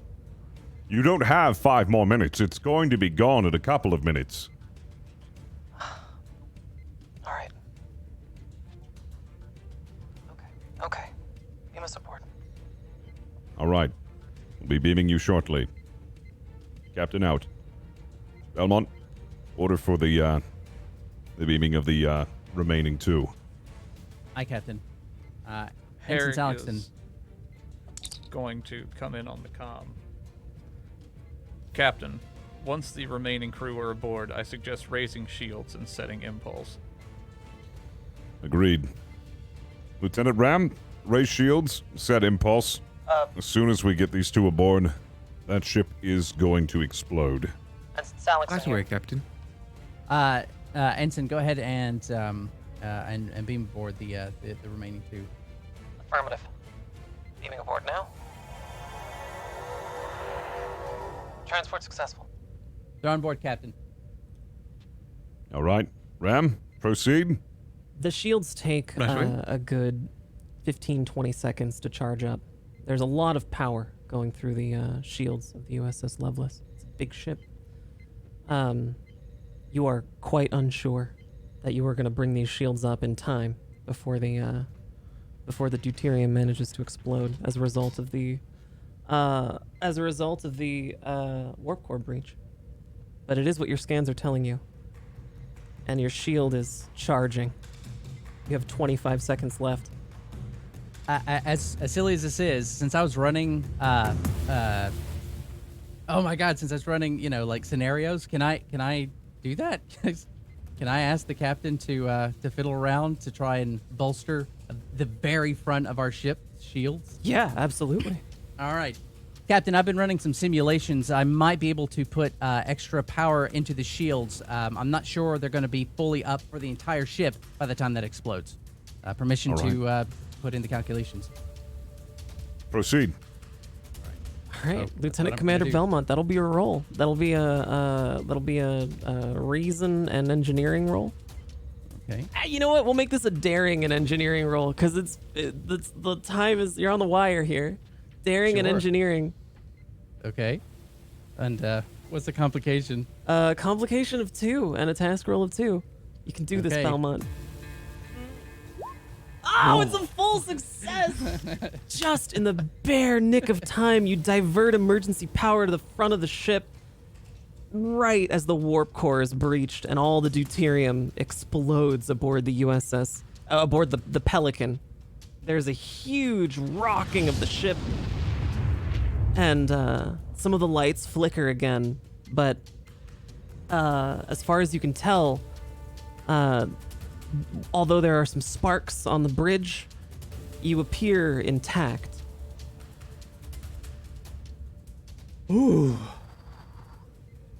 Good call, Belmont. As Oh. the threat meter is reduced by 1. Thank you, Captain. I'm going to officially log these calculations into I'm going to have to write a paper, and I'm yes. immediately going to start. Please save that. Typing. Herrick's going to hit his comm badge and call into the security officers guarding the sarcophagus. Go ahead. This is Commander Herrick. Is there any apparent change in the, what do we call it? In the cargo? You receive no response. He's going to hit his comm badge again. This is Commander Herrick to the security detail guarding the cargo. Respond. There's no response. Computer. Scan the interior of security where the cargo is. Scanning now. No life signs. Is the cargo still present? Checking. Cargo does not appear on scans. Is there a gap in your scans, the approximate size and shape of the cargo? Affirmative. Approximately. Thank you, computer. Maintain level 3 force field around cargo. Negative. Explain. Force field has been breached.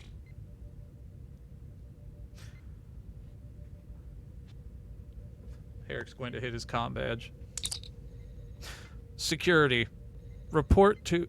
I need all security teams to assemble and report to the security office. I need teams at the deck above and the deck below.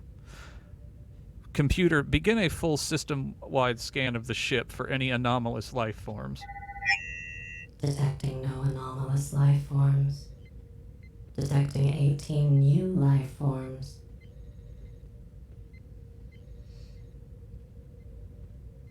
Thank you, computer. Herrick's now going to hit his comm badge and contact Captain Lockstead. Captain, Come in, Herrick. the computer has informed me that security detail guarding the cargo in the security office, there are no life signs. The force field has been breached, sir. I have assembled the full security complement to begin working their way towards security, as well as on the decks above and below. I suggest red alert, Captain. Agreed. Belmont, signal red alert. Hi, Captain.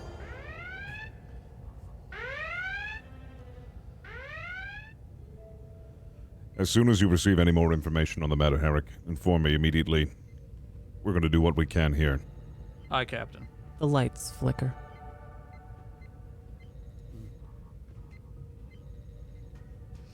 Computer.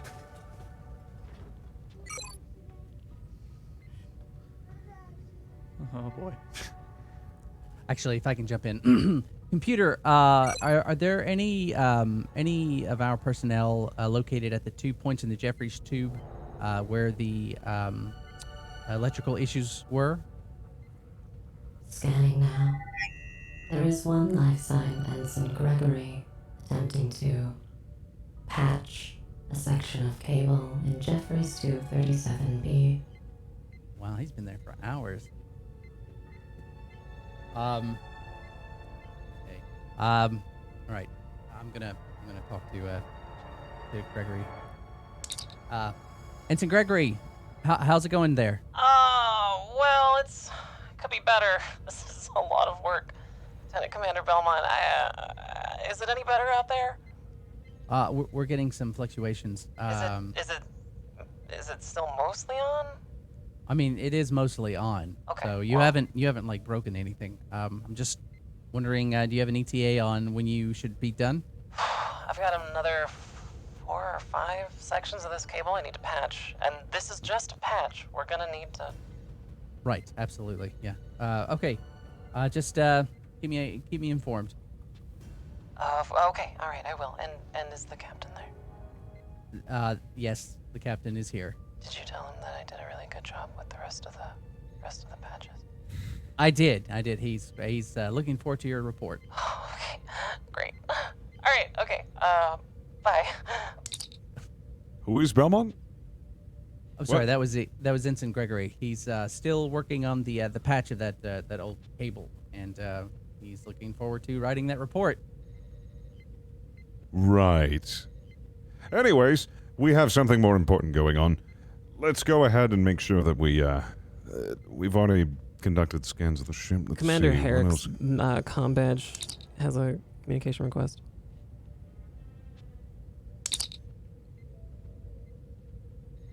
You are muted, Commander Herrick.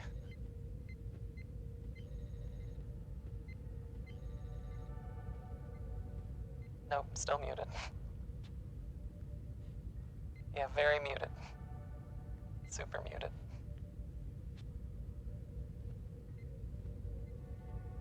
Can't hear you.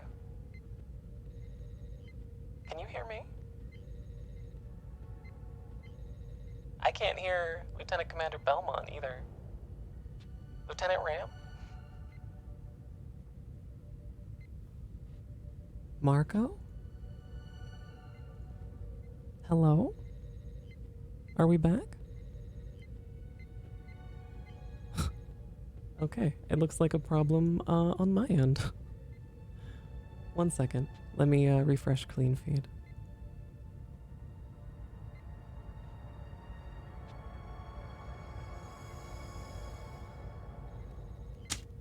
Hello? Okay, there's I can hear Fist. And There a- we go. Hello? There we go. Now I did can it? hear. Not sure Did what Ensign happened there. Gregory There we knock go. something out? Because I think Ensign Gregory hit It the was audio Ensign- cable. It was Ensign Well- Gregory. I think he did one of those things. It's like a reverse audio thing. It muted the entire bridge. So we're just sitting there. Just, Everybody's looking at me like, I'm so sorry. All right, well, Commander Herrick, you have a communications dick. request. Yeah. Yeah. Herrick will hit his combat.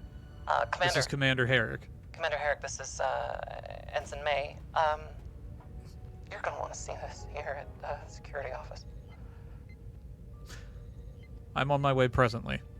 Affirmative.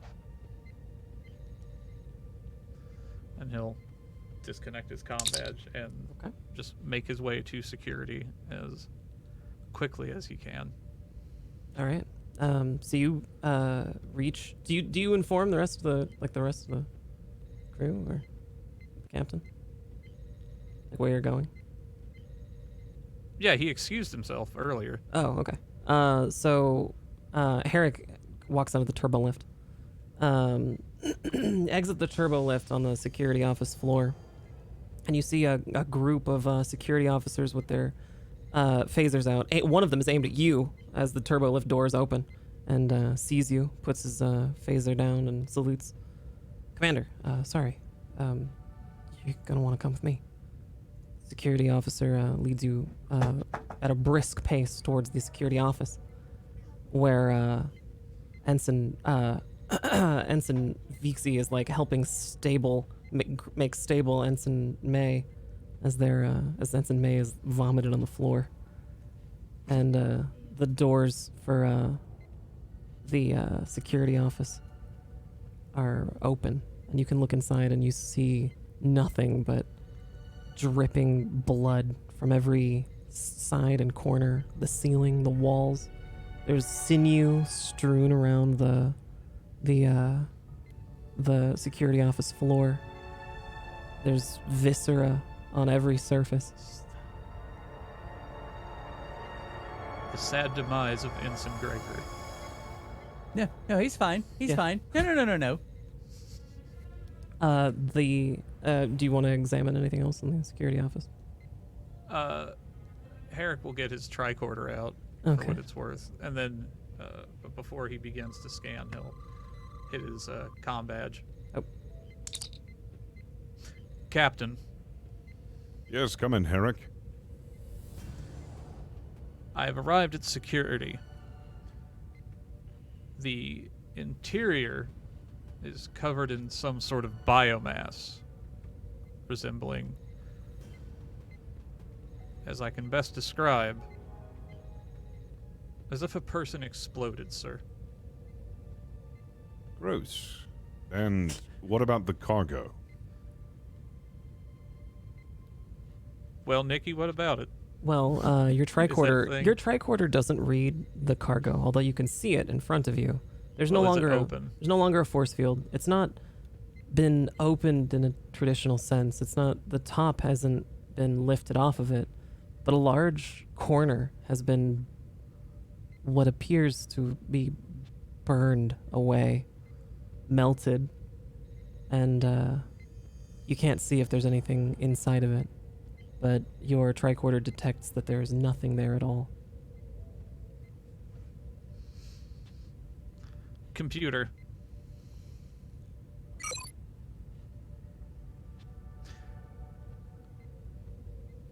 Do a ship-wide scan and report any gaps in your sensors.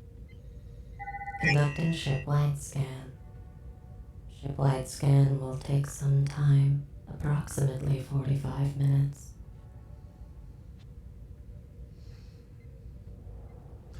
Do a localized scan Scanning. on my current position and the 10 decks above and below. I forgot how many decks are on the ship. Scanning security office and local region of the U.S.S. Lovelace. Detecting no abnormalities. Begin ship-wide scan. Beginning now. Herrick's once again going to hit his comm badge and contact Lockstead. Captain, the sarcophagus has been rended open. And the contents, the viscera and blood, we would assume came from the sarcophagus. Is that what we're thinking now? Herrick notices 2 comm badges on the floor.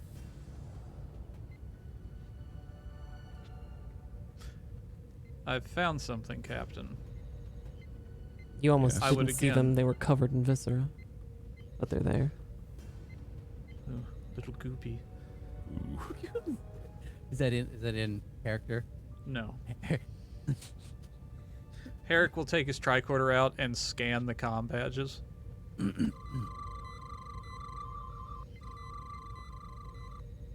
You can confirm that they belong to the security team. May exploded? No, the 2 who were there. the other It's- security team. Yeah, they're on another shift by now. Were these unnamed? Were these unnamed? We hadn't security named them personnel? yet. Oh, thank God! No, that's fine. I don't want to lose things. All right, everybody, time for blood tests. Get the flamethrower and a paperclip. Yeah, that great reference. Good. Okay. All right. Oh boy, the whole office is covered in crew member. Then well, that's good. All right, Your he's going to contact tricorder confirms that. Yes. Lockstead. Captain, Yes. it appears the biological components found in the security office belong to the 2 security team who were set to guard the cargo. Oh dear.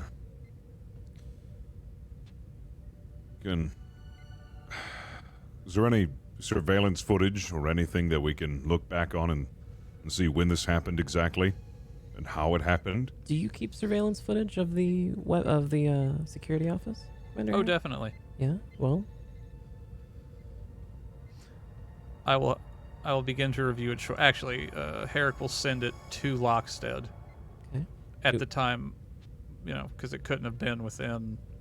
yeah. You'll have to walk over to your computer screen and wipe off some of the viscera. Ugh. It smells very badly in here. like Luckily, roadkill, he's but got worse. Vulcan nerves, and it doesn't bother him. Your he's probably your fine. Vulcan senses are disgusted at this level of scent. Human scent as a baseline is Oh, pretty he's gross. not happy about it, but he's also not going to be a baby about it. He's not gonna be a baby. You've wiped the viscera off your computer screen and have sent the footage up to the bridge. You can put it on the main viewer if you'd like, Captain Lockstead. Belmont, just wanted to give you a heads up that what we found in the security room might disturb you if you have a weak stomach. I would suggest you avert your eyes if you don't want to see exploded crewmate. Oh my goodness. Just wanted to give you a heads up. Thank also, you, Ram, Captain. just want to give you a heads Yes. up if you didn't want to see that either. I do not have a stomach. Okay, let's. I have no butt, but I'm a Sid. I'll go ahead and throw it up on the bad word. I'm gonna go and throw it I'll up. put it up on the screen. It's simultaneously sent to every view screen on the ship. The main viewer flickers to life, and you see what appears to be security cam footage of the security office. There are two security officers standing at attention near this large black object when you see a corner of it begin to burn away, and almost as if it's melting. The security team is agitated by this, and they draw their phasers and aim it at that corner, but they don't do anything else. Then suddenly, without any kind of warning, and abruptly, one of the security officers is immediately attacked by something. You can't see it. It doesn't appear on the video. It may as well be a ghost, but the security officer that you're watching is rended limb from limb. Their flesh is being torn apart, disappears, their viscera being pulled out. It would appear to be the most gruesome visual that you could ever possibly conceive, and in a location that you're very familiar with. The other security officer is firing phasers at an unseen assailant, and they too are very quickly dispatched. SCP Ronald McDonald. Oh, God.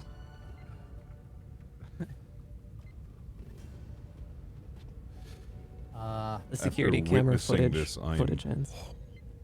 After witnessing what just happened, Lockstead is horrified, but tries to keep it in all 12 cups of tea that he had in the past 6 hours. I'm assuming Herrick has also seen this footage. Herrick saw it at the same time that you did in the security office. Yes. I don't even know what to make of that, but I think whatever was inside of that cargo has escaped. That much is clear. It's not being picked up on the video camera, but it can be seen by personnel. Actually, could it be seen by personnel at that point? Did they see it coming at them, or did it? It's unclear. You don't suspect. unclear. You can't really tell one way or the other. If Herrick runs that footage through different visual filters like infrared or body heat or anything, would that have any effect on it? Potentially, but you wouldn't be able to do it on a recorded footage. You'd really only be able to do that in a live setting, since it wasn't recorded in infrared. The information, or any kind of spectral analysis wasn't recorded that way, so you don't have the data. But if it was a live feed, you potentially could.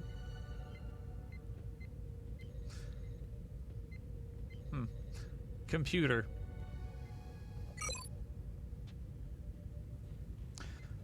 Set all ship security visual feeds to run at a spectral analysis level, including infrared. Would you like me to discontinue the ship scan? What is progress on ship scan? 29%. Detecting no anomalies. anomalies.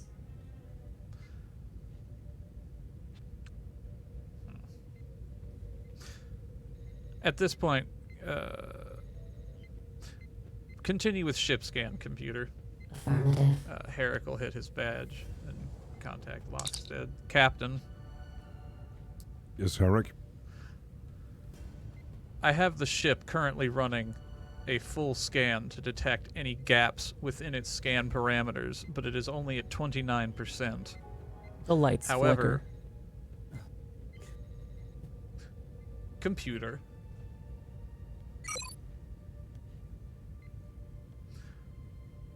explain the electrical fluctuation. Electrical fluctuation is a result of a misused cable in Jeffrey's tube 37B. Staff has been dispatched to patch it. Who is in the Jeffries tube and has been dispatched to patch it? Ensign Gregory has been in Jeffrey's tube 37B for the last 3 hours and 48 minutes. Has he? Because we left him there when we went to get the thing, and we've been traveling for 6 hours. I did talk to him. I recently talked to him. And Yeah. he was still in there and Okay. quite excited to get that report done. Computer, has there been any Never mind. That will be all, computer. Thank you. And Affirmative. Herrick's going to hit his comm badge. Ensign Gregory. Yes, Commander Herrick? Is everything okay? Am I in trouble? Explain your... sorry. What is the progress of the repairs to the electrical cable? Well, it's not looking good, Commander. This cable is just basically on its last legs. We're gonna need to have the whole thing replaced at Space Dock. Cease repairs on the cable. And then he's going to... Lieutenant Commander Belmont. Yes, Commander Herrick. Dispatch your 2 best engineers to the Jeffries tube where Ensign Gregory is. I do not believe he is up to this task. I don't know. Gregory's he's a tube man. He's actually made some pretty order, good. Lieutenant What? Commander. No, you can make it an order. That's absolutely fine. We can get another person on there. I'm just saying that he's actually made pretty good progress from what he's told me. The lights flicker it is- again.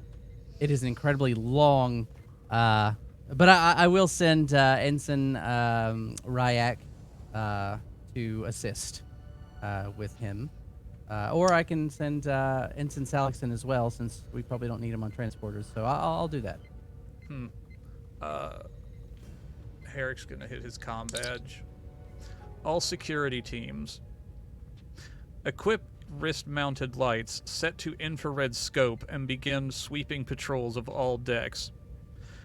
At minimum, 2 security will be together. Dispense Type 3 phaser rifles to yourselves, set for maximum stun. Once you have cleared a bulkhead, activate the emergency force field in a pushing pattern going behind yourselves.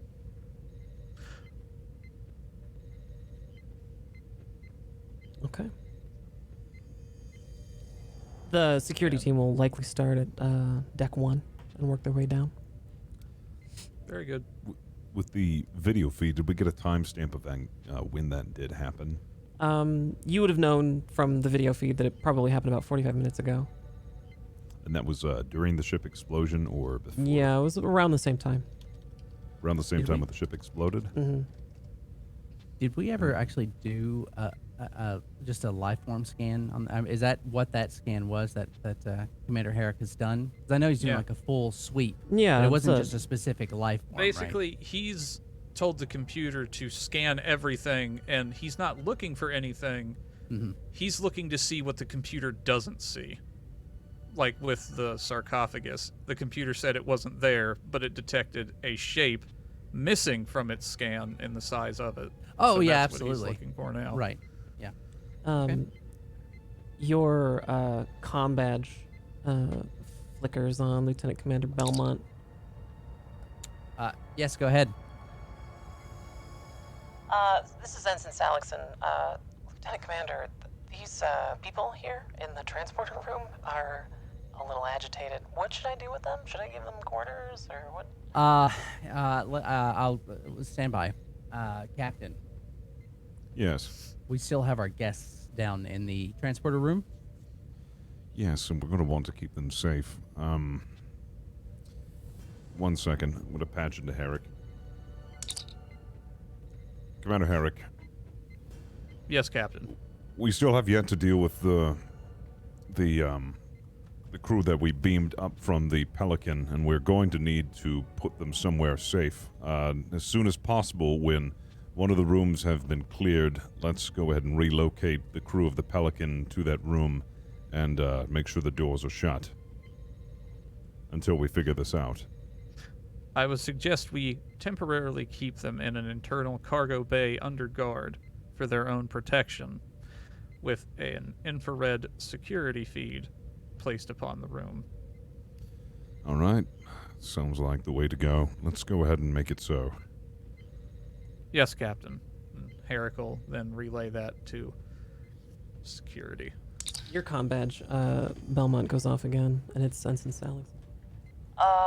Am I hearing this right? That security is rounding up the Pelican crew? Yes. From what I gather, they're going to grab the crew and then take them to a cargo bay. Are they under arrest? What's going on? Oh no, they're not under arrest at all. No. I don't want them. Don't let them leave the space for now. Someone will come and get them. We have a little situation, and it would be best to have. Some security guys just showed up with their Type 3 phasers out, and they're rounding them up. They're very agitated. I think the captain might want to talk to them. Oh, okay. Let's stand by. Captain, you might want to talk to the Pelican crew. They're a little on edge with what they just saw with the security team coming in with the rifles. Let me get in touch with the captain.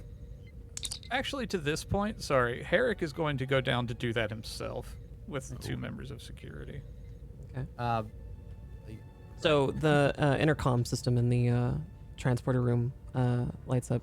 The transporter room is not really suited for 18 people. It's pretty crowded, and there's a lot of noise, a lot of discomfort. And you hear Captain Strider on the intercom system. Captain, what's the meaning of this?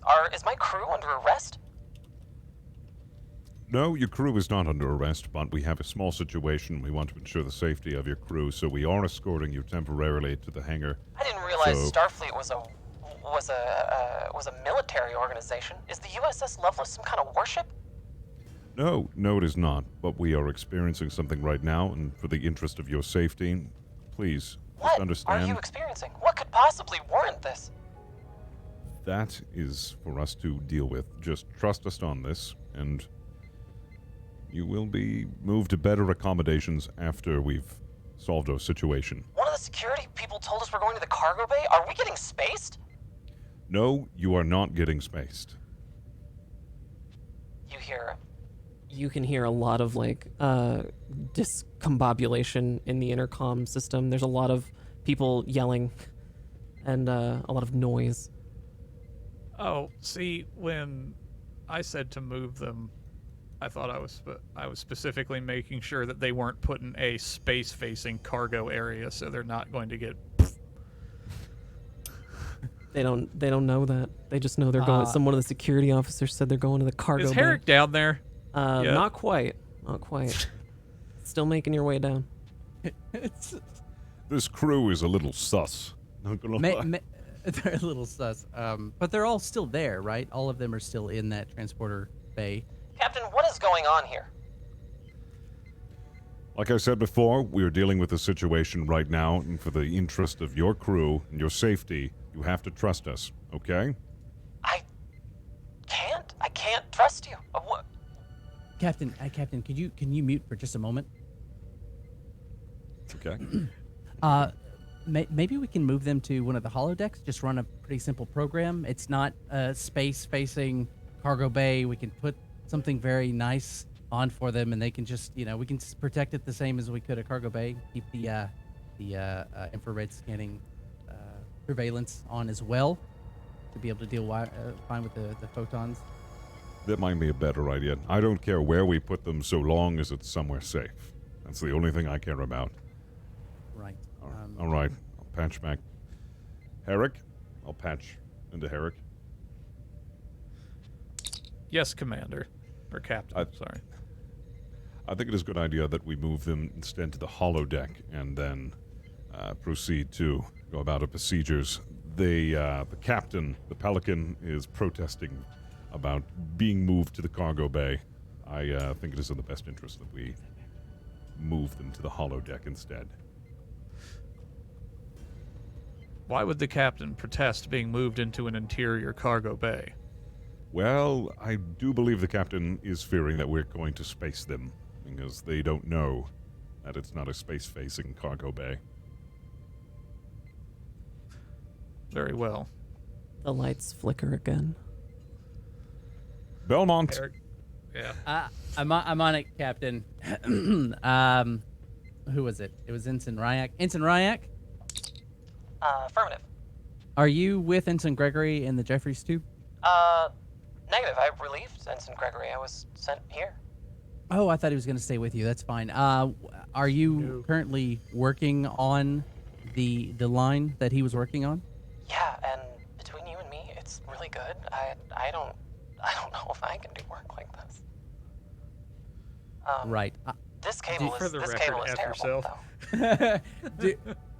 Right. I'm going to go ahead and send Ensign Gregory back to you. I'd like both of you to work on it. Maybe two hands can get the job done a little bit faster. Just take orders from him for the time being.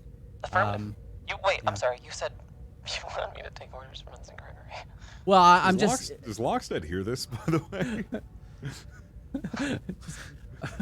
well, you know, not necessarily This is orders. the Keystone Cops of ships. Affirmative. Affirmative, Lieutenant Commander. We'll work together. Absolutely, that's fantastic. And then I'm going to contact Ensign Gregory, which I imagine is going to be quite confused. Ensign Commander Gregory, Belmont, Herrick told me I had to go. I'm sorry. I didn't mean to leave my post, but I wasn't supposed to be there. I'm scared of it. no, actually, it's fine. I actually, you were doing such a great job. Okay. Are you fatigued? Are you fatigued at all? No, I'm fine. Then head back over there and go ahead and get to work, and make sure that Ensign Ryak knows what to do. You want me back at 37B?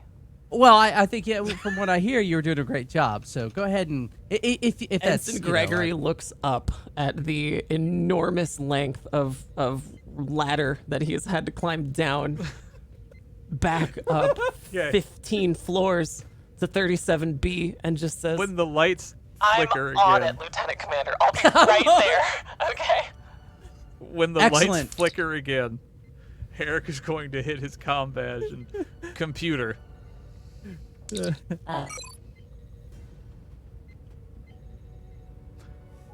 Where is Ensign Gregory? Ensign Gregory is currently en route to 37B.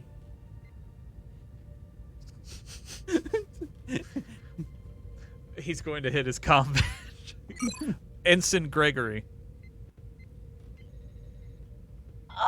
Yes, Commander Herrick. Why are you returning to the Jeffries tube? I'm under orders from Lieutenant Commander Belmont, sir. Is there some kind of animal or something loose?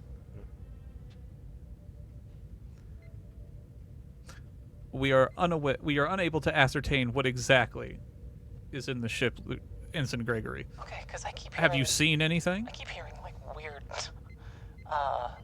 clicking noises. Like, clicking noises. Christ, it's the Predator. I honestly, I have heard this a lot before from the other crewmates, playing pranks and stuff, so is there something actually going wrong? Because I'm getting the feeling there's something wrong. I assure you, Ensign Gregory, there is no benefit to deceiving you. How close to you are these sounds? I mean, I've heard them a couple times. I don't know. Depends, I guess. Most recently? I don't know, 7 or 8 minutes ago?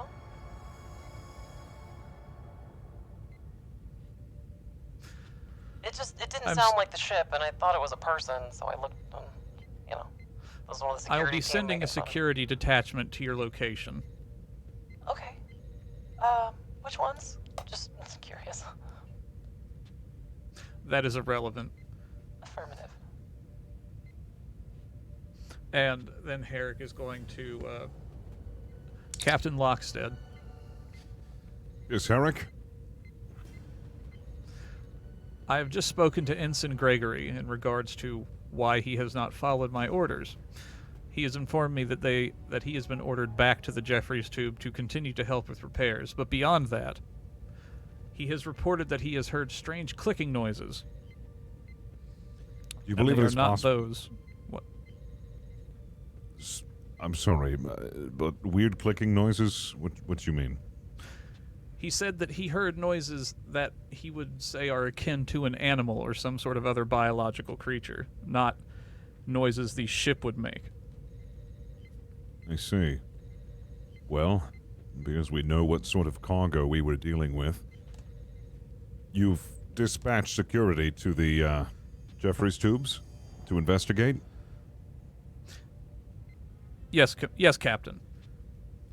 I would All right. suggest having the computer begin to do an infrared sweep of the decks, specifically around the location of Ensign Gregory and all surrounding decks above and below. We saw what that thing can do, and Ensign Gregory, is he aware of the situation? I have informed him that there is a concern. A concern, Herrick. You saw what 2 security officers were rendered after that thing escaped. Lieutenant Commander Belmont's comm badge lights up again. Go ahead. This is Ensign Salixon. We're still here in the transporter room, and things are Yeah, getting am kind I of not ugly. down there yet? I don't think things are gonna go very well here. Is the captain still willing to talk to the captain of the Pelican? Cause I'm a little scared. Yeah, absolutely. I will transfer. Stand by, Captain. They're getting incredibly restless. I guess no information's been relayed. I'm not going anywhere until I talk to the captain in person. This is outrageous.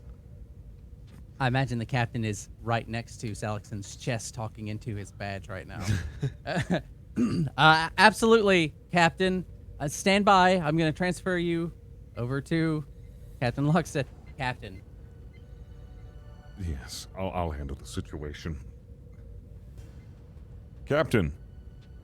Look, I don't know what kind understand. of game you're playing here, but we're not getting rounded up and put in some kind of box, all right? You said there's some kind of situation?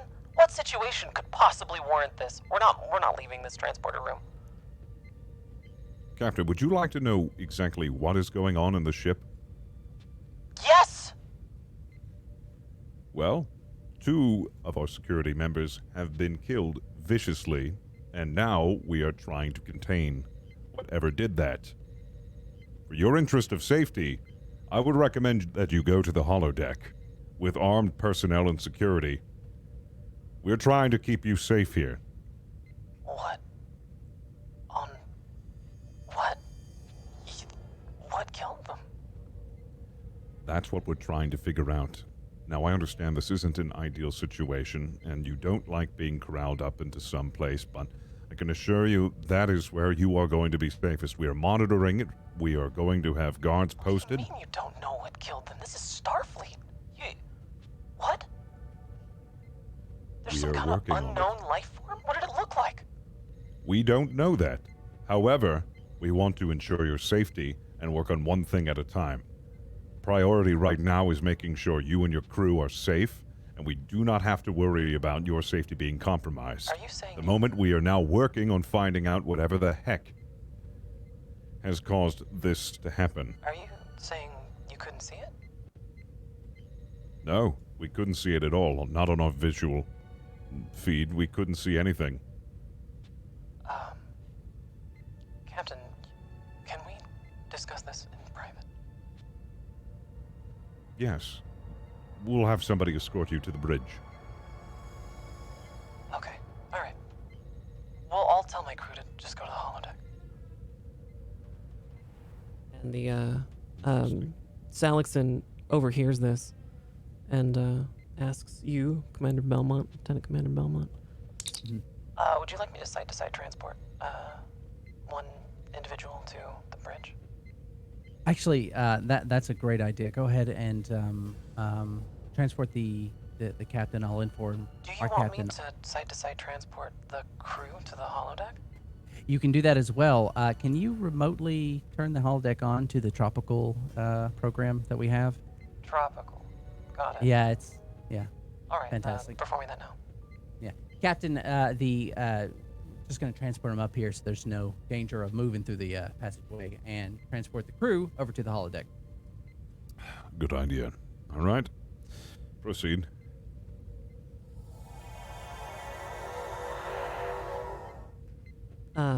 The captain of the of the Pelican stands before you.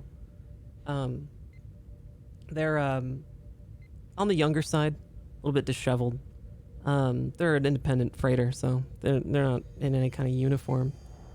They look, I mean, they wouldn't look out of place in a fight pit somewhere.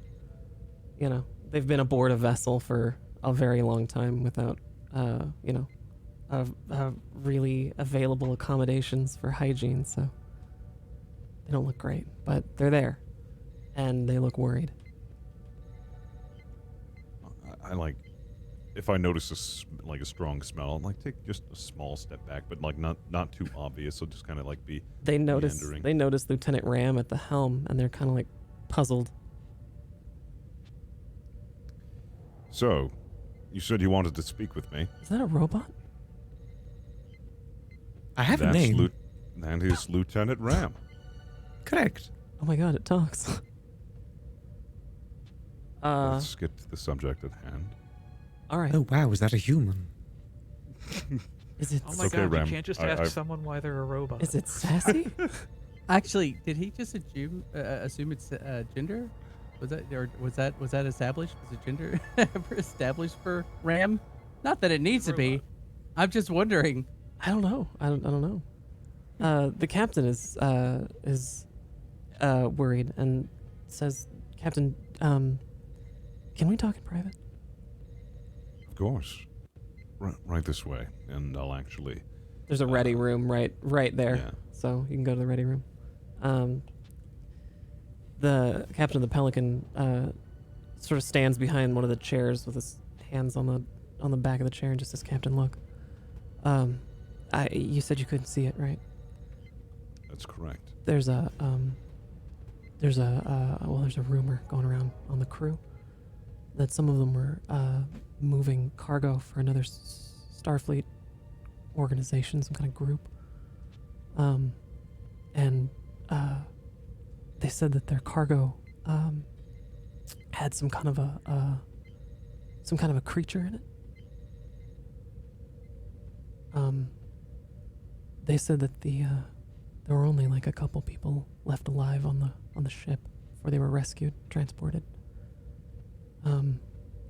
This was years ago, but they said that they couldn't see it either. That the only way that they could even know it was around was if they turned all the lights to red. I see. Well, we might be dealing with the same creature. Thank you for this. I will relay this to the commander immediately and make those preparations. Was there anything else? Anything about this, like habits of this creature, where it would like to lurk, what exactly this creature could be? Do you have your guesses? It just kills, Captain. It just kills. Very well. Immediately, I'll patch into Herrick. Herrick, Yes, Captain. I've had a word with the captain of the Pelican, and the captain believes that this creature is similar to the rumors that this captain's heard of one such creature, invisible to the eye unless you have red light. So it might be a good idea to set the lights to red to see if we can't find this creature. You're certain, Captain?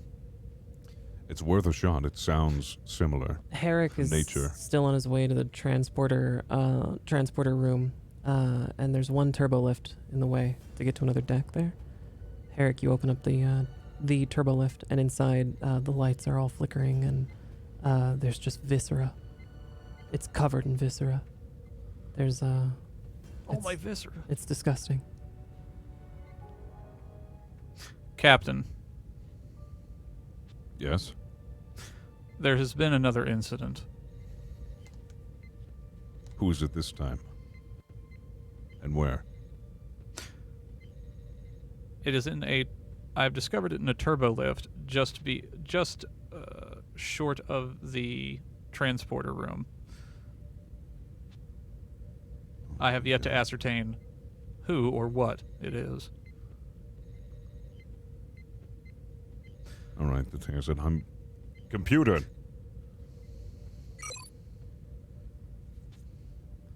Set all lights to red.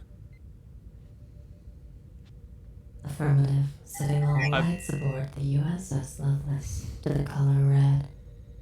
Is there a particular shade of red you would like? just Salmon, keep it. perhaps? No, just red is fine. What about fuchsia? I'm not even Burnt sure what sienna. fuchsia is. I'll turn to the captain of the Pelican. Does it matter what kind of shade of red, or is it just red? I don't know. Let's try fuchsia. Captain, Yes. I do believe the light you're looking for is infrared, not red running lights, Captain. Are we sure about that? I was told by the captain of the Pelican red button if we wanted to go infrared, we can do that. If you bathe the Lovelace in only infrared light, it'll be completely dark to the human eye. So we wouldn't see him anyway. Yeah. Yeah. Without equipment. The lights in the U.S.S. Lovelace have turned red. It is a very base shade of red. If you think of red, it's that color. Or brown. Or brown if Fuchsia. you're colorblind. Okay. So all of the lights in the hallways, the lights on the bridge, the lights everywhere have completely changed to a dim kind of red color. Ensign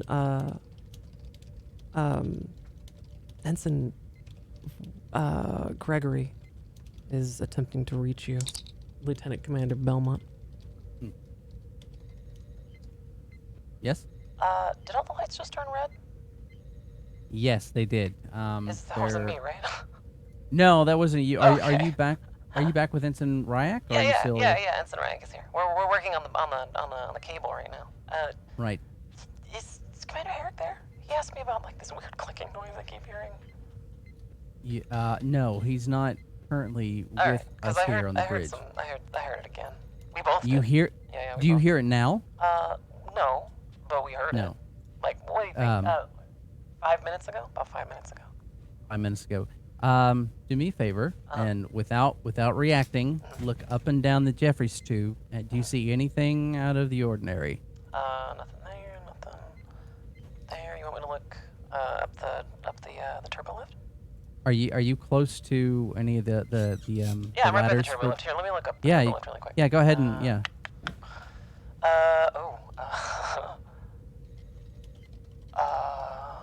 Lieutenant Commander Belmont, is there someone else in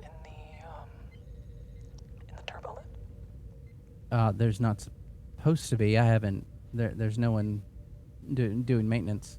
Do you see someone? I don't know. I just saw like a shape. It moved really fast. Are you sure there's not like a security team up there? It looks like maybe deck. I don't know, 20. Deck 20. No, but I want you to go ahead and slowly move back into the Jeffries tube and try and I want you and Belmont, I don't know what's going on. it's fine. You're gonna be fine. You're gonna be fine. Just Are we gonna die? nope. No one's gonna die. Stand by, but just back out of that space. God. Okay, away from that. Okay. Captain, the turbolift tube, deck 20, Ensign Gregory spotted possibly our creature. Herrick, do you read me? This is Herrick. I just got off. Belmont just informed me that Gregory heard the noises over on deck 20, near the Jeffries tubes. We want to send a team there immediately. Yes, Captain. Herrick's going to hit his comm badge. Security, proceed to the location of Ensign Gregory. Okay. Security is on their way. And then, computer. Begin a visual scan in the infrared spectrum around the decks surrounding Lieutenant Gregory, focusing on the turbo lift. Affirmative. Affirmative. Oh. Scanning now.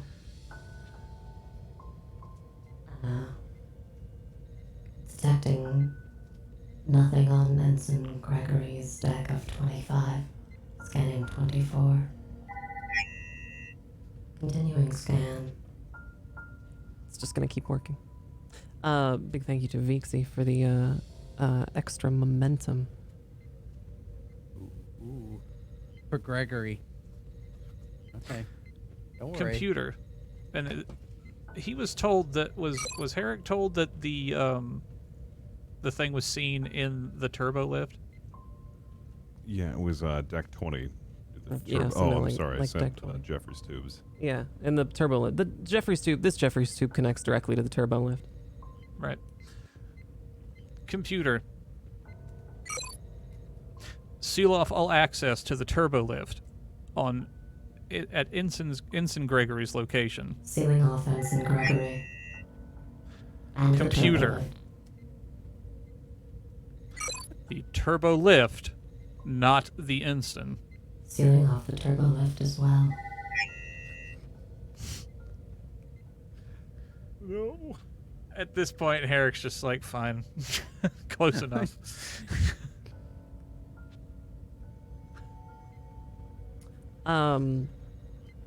You at that turbo lift with all the viscera, Commander Herrick, see a piece of carapace. Some part of something. It doesn't look human. This is no human carapace. That's the future. It's odd because the viscera on it appears like its shape is different than what you can see. You can make out like a piece of what appears to be some kind of almost like a biological shell, but the viscera extends further on it in this like invisible kind of like an invisible area. Like there's parts of it that you just can't see. So there's like a naked alien there now. As you pull this piece out into the hallway where the turbo lift lights are not affecting it, and you see into the red light, you can begin to see the rest of this this shape. But it's not. You can't see the actual material. You only see like a black void.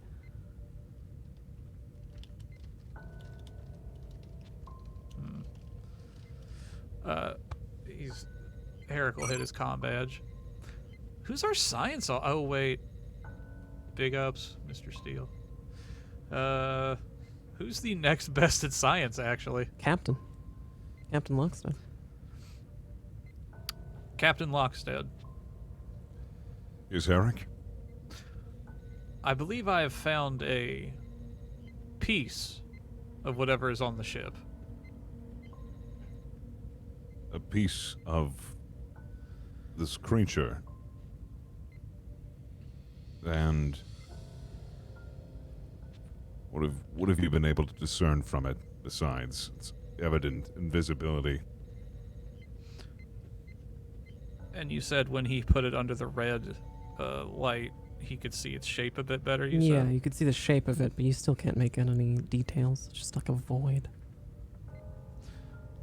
It appears to have the ability to refract light. I see. So it was a good call to set the lights to red.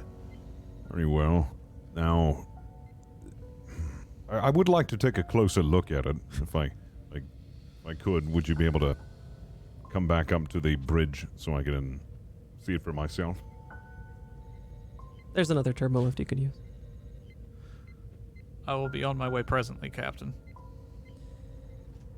The previous victims were all, human. You recognize the internal organs and blood as being human. Jesus Christ. As Commander Herrick approaches the bridge, the lights flicker again.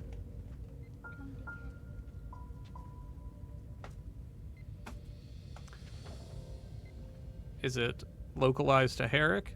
It's Or is it... ship-wide. Herrick's gonna hit his comm badge. And Lieutenant Commander Belmont, Yes, Commander Herrick. have you received any updates on the status of the power cable? Last time I talked to them, they were still. It's a long cable. I mean, this is an old cable that connects a lot of different junctions throughout the ship. It's going to take them some time. There are going to be likely a few glitches. Time is something we may not have much of, Lieutenant Commander. Dispatch as many men as you feel comfortable with. Aye. And then I guess I'll do an engineering call to the Jeffries tubes to sparse out the sections. To all engineering crew, converge on Ensign Ryak and Ensign Gregory's location and work on the line as quickly as possible to try and stabilize it. Do not enter from the direction of, I don't know which turbo lift that is. That turbo lift. Ensign Salixon here. Lieutenant Commander Belmont, Mm-hmm. that section of Jeffrey's tubes has been blocked off, and also I'm having some trouble finding the comm badges for those two individuals. Are they still there? Actually, I'm not sure. It's been blocked off. Okay. Thank you, Ensign Salixon. You Okay, still so want I'm me to, gonna you try. still want me to go, or? No, stand by. Stand by. I'm going to contact Ensign Gregory first. Ensign Gregory. Not Herrick. There's no response. Ensign Ryak. There is also no response. All right, now I'm going to contact Commander Herrick. Commander Herrick. Apparently, the section of that tube has been sealed off, and I'm not able to raise either Ensign Gregory or Ensign Ryak inside of it. Very well. Computer. Conduct an infrared scan of the Jeffries tube where Ensign Ryak and who's the other one? Gregory. Oh, is Gregory still in there? Yeah, I sent Gregory. He's the one that was in there. Oh, that he made looked it back. into I the- thought we Yeah, yeah. locked him out somewhere else. Conducting infrared scan.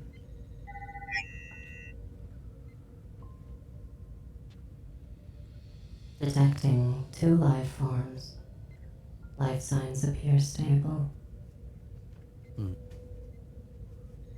Are there any anomalous readings inside the Jeffries tube? Affirmative. Can you give... oh, gosh. What is the approximate size of the anomalous reading? Approximately 3 meters in length. Are you able to establish a force field around it? Working. Negative. Speed exceeds safe force field levels. Is it moving towards the ensigns? It is currently at the ensign's location. Approximate distance from the ensigns. Approximate distance is at the ensign's.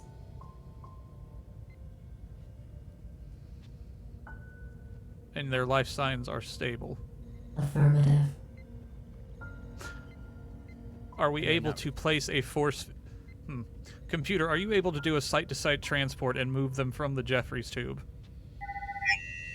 Negative. Captain Lockstead. Come in. The computer has reported that there is an anomalous reading approximately 3 meters in length within the Jeffries tube that has been sealed off, containing ensigns Ryak and Gregory. Oh my god. Are we able to establish a force field around Ryak and Gregory to keep them safe? According to the computer, I attempted to, sir, but according to the computer, it is moving too fast to safely establish a force field and is at their location presently. I also have attempted to beam them out, but site-to-site transport is not possible. Are they equipped with any phase... Are they equipped with any weapons whatsoever? I believe we handed out phasers. A standard Type 1 phaser, Captain. I'd like to remind you, crew, that you have 4 momentum. Yeah, You can ask a question to me or the ship's computer for a potential hint or clue. I do have a, I don't know, it's a stupid solution, but since they're right there at this faulty wire, is it possible one of them could just cut the wire? There's no fucking I don't know. Yeah, start a plasma conduit explosion. You That'll haven't, save them. you haven't been able to reach them, so you wouldn't really have a way of explaining right, that but I'm to wondering. Well, I was just wondering if maybe they just weren't responding because there's this big beast, right? Like, and they're like, don't. Say anything. I have an idea. Okay, so the computer said that their life signs are stable, but their comm badges are not responding. Non-functional. Non-functional. Okay. And when you said this thing, I'll use a momentum. When you say this thing is on them, so it's intermingled with their signal. So it's on them.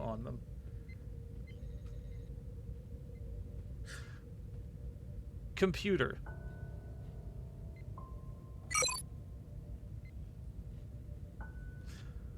Ooh, actually, would we be able via the computer to speak into the Jeffries tube, like a comm system, or would they need their badges for that? Negative. There is no intercom system in Jeffries Tube 37B.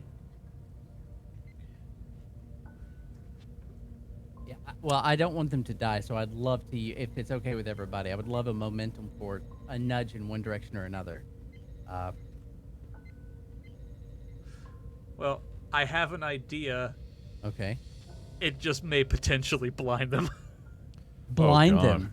Okay. All right. We can, Jordy LaForge, he can sort of see. It's fine. What do you got? Yeah, I mean, we can sort of fix it. You think it's light sensitive? If it can be detected if infrared is something that it can't, I'm almost tempted to try to, if possible, bathe the Jeffries tube in ultraviolet light to try to push it back from them. Like, just give it a quick and see if it has any. Okay. It's a risky maneuver. Yeah, well, here's the thing. Yeah, if it reacts violently, then that could kill them. Well, yeah, see, that's the issue is we don't know if it's laying eggs or what. We know it's in this tube. And if we can push it back off them, we can then establish a force field or close an emergency bulkhead. But I don't know. You could have the ship's computer attempt to analyze the situation and draft a possibility of potential course of action. So we want him jettisoned into space, is what you're saying? No, not from there. So yeah, I guess. Oh, she'll find a way. The hardest thing about the situation is Herrick is so separate from us that there's such a poor set of communication. Oh no, he's moving back to the lights. Are you at the flicker bridge? again. Yeah, he's got. Okay. He came back with the crab claw he found in the. So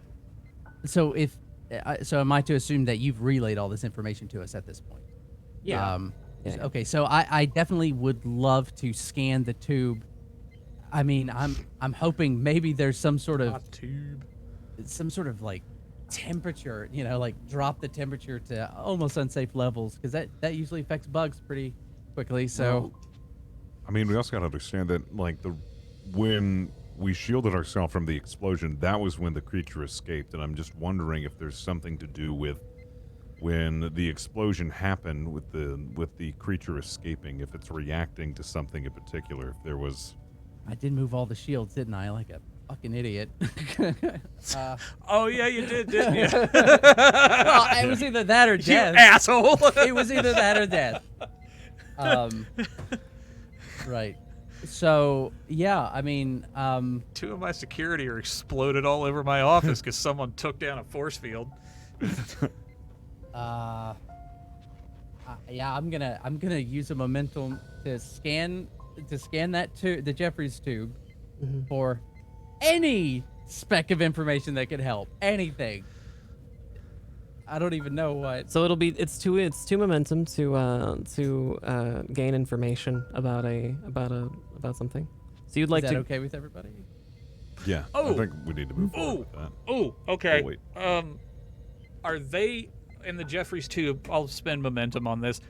Are they in just a straightaway, or are they in a junction? It's a junction. Is it an always junction? Like it No, goes it's a up, down? three ways junction. There's Okay. the turbo lift and then the rest of the Jeffries tube. Sorry, the turbo lift and then the turbo lift and then 2 Jeffries tubes. Right. So But you would know that from ships like scans, so Right. you wouldn't need momentum on that. yeah. So okay. So I want to glean some information. Okay. With momentum, if I could. Well, unless so- Eric has. Well. Sorry, my ears turned off. All right. Computer.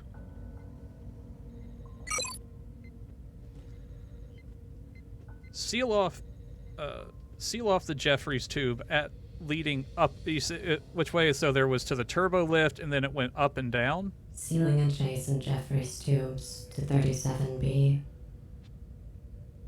Oh no, I actually lost my hearing when you were explaining to me how the junction was. 2 Jeffries tubes, and then the third junction is the turbo lift. But they're all sealed. Oh no, I know. Computer, seal the rightmost Jeffries tube to, several bulkheads down more. Several more bulkheads Sealing down. adjacent Jeffries tubes to 37B. All Jeffries sides. tubes have been sealed. Computer, open the access door on the Jeffries tube closest to Lieutenant Gregory to feed it into that pathway. Access Inform me tube if is the open. anomaly moves. No movement detected.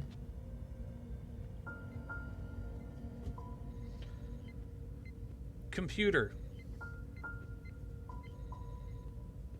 play the sound of a human child laughing at the furthest end of the sealed tube. Affirmative. There's presumably a small human child laughter sound happening at the end of the Jeffries tube. Has it status of the entity, computer? Status is unchanged.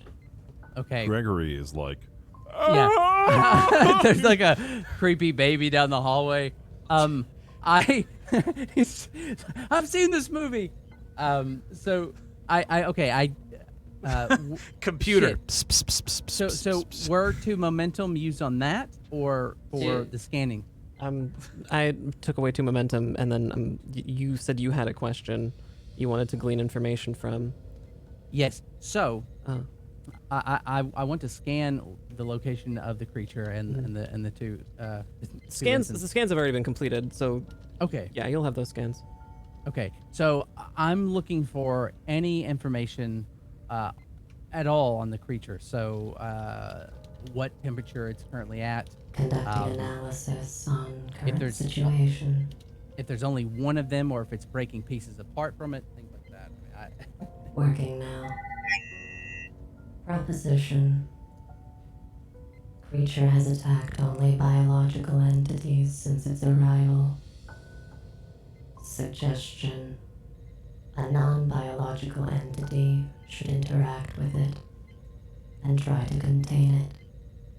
Well, that is some good information. Ram! Yes. Captain, I suggest that we have Ram parlay with the creature.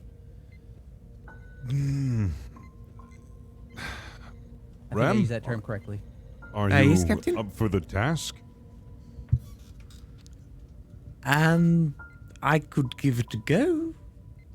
Excellent. Well, you should report to the Jeffries tubes immediately where Gregory is, and with haste, because I'm not sure how long Gregory and Salixon has until... Captain, if I may, Yes, Eric? I would suggest sending Ram in at the far end of the Jeffries tube to try to lure it away from the crewmen, and once it has moved, we seal the Jeffries tube behind it. This is, of course, if Lieutenant Ram is comfortable with the idea. I think... Ram, what do you think about that solution? If it's our only option, then I guess I'll do it. You want to give Ram any weapons? No. I don't know if we want to aggravate well, it.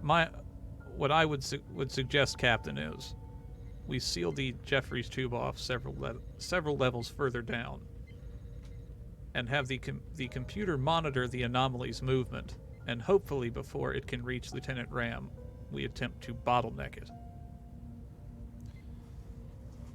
Yeah, and containing it... For now, containing it is the best option that we have to deal with it. Hopefully it won't be able to break through, but... Or talking to it as well. If he can communicate with it, we can... Because we don't know if that's even a possibility. That is true. We could negotiate. If it just reacted from fear after being in a coffin, and the first thing it sees is 2 armed individuals, it may be worth just giving Ram the opportunity, if the translators will be able to work with it. Language. Let's see if we can't communicate with it before we decide any drastic actions. Your scans, Commander Herrick, of the Jeffries tubes, the life signs of Ensign Ryak and Ensign Salixon are fading as the threat meter is reduced to 2. Whatever the course of action is, Captain, it must be done quickly. Their life signs are becoming unstable. Ram, let's proceed with the mission and try and negotiate with this creature. Right away, Captain. Ram, you make your way towards the Jeffries tubes. You, of all of the crew, have a innate knowledge and directional capacity exceeds any human member of the crew. There's no way that you could get lost on this ship, and you know exactly where you're going. You're making your way through the Jeffries tubes towards 37B, which you know to be blocked off. There's only dim red light to show you where you're going, but it's not really a problem for you because you can see in the dark. As you're making your way into this Jeffries tube, you hear a small child laughing. Oh, good. She didn't turn that off after the one time. You proceed through the bulkhead. being very careful to close it behind you, and walk through the Jeffries tube away from the small child laughing sound, where you can hear a sucking sound. Oh no. You're hearing some groaning and sucking noises. Not while you're on Captain? duty. Sorry. I'm Yes, come in, the Ram. tube and two things. First, I heard a baby laughing as I was entering, which was One a second. little bit odd. Computer? Please stop playing the laughing child sound. Would you like I'll to gift play? a sub right now if you make her permanently keep it doing that in the Jeffries tube. For the rest of forever. Computer, increase the sound by 50%. Increasing the sound of children's laughter by 50%. What was the other issue, Ram? There is a sucking sound as well. Is that the computer too? No, I don't believe that is the computer. Report there immediately. Computer turn Right off away. the sucking noise. Ram continues his way towards the suckening. As it will be referred to in the future in official documents. As the ram continues through the Jeffries tubes, you round the corner and can make out a shape. The shape is black and large, and it is looming very close to an object on the wall that you know to be Ensign Ryak, who is stuck there with some kind of mucus. The creature is attached in some way to Ensign Ryak's face, but it has not noticed you.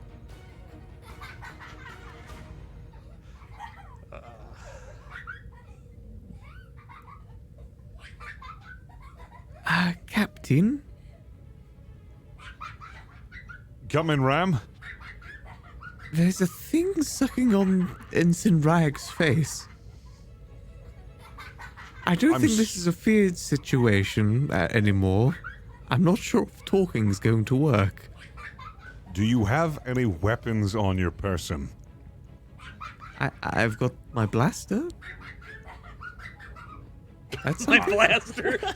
You're phasing. That's what he calls So I it. started phasering. No.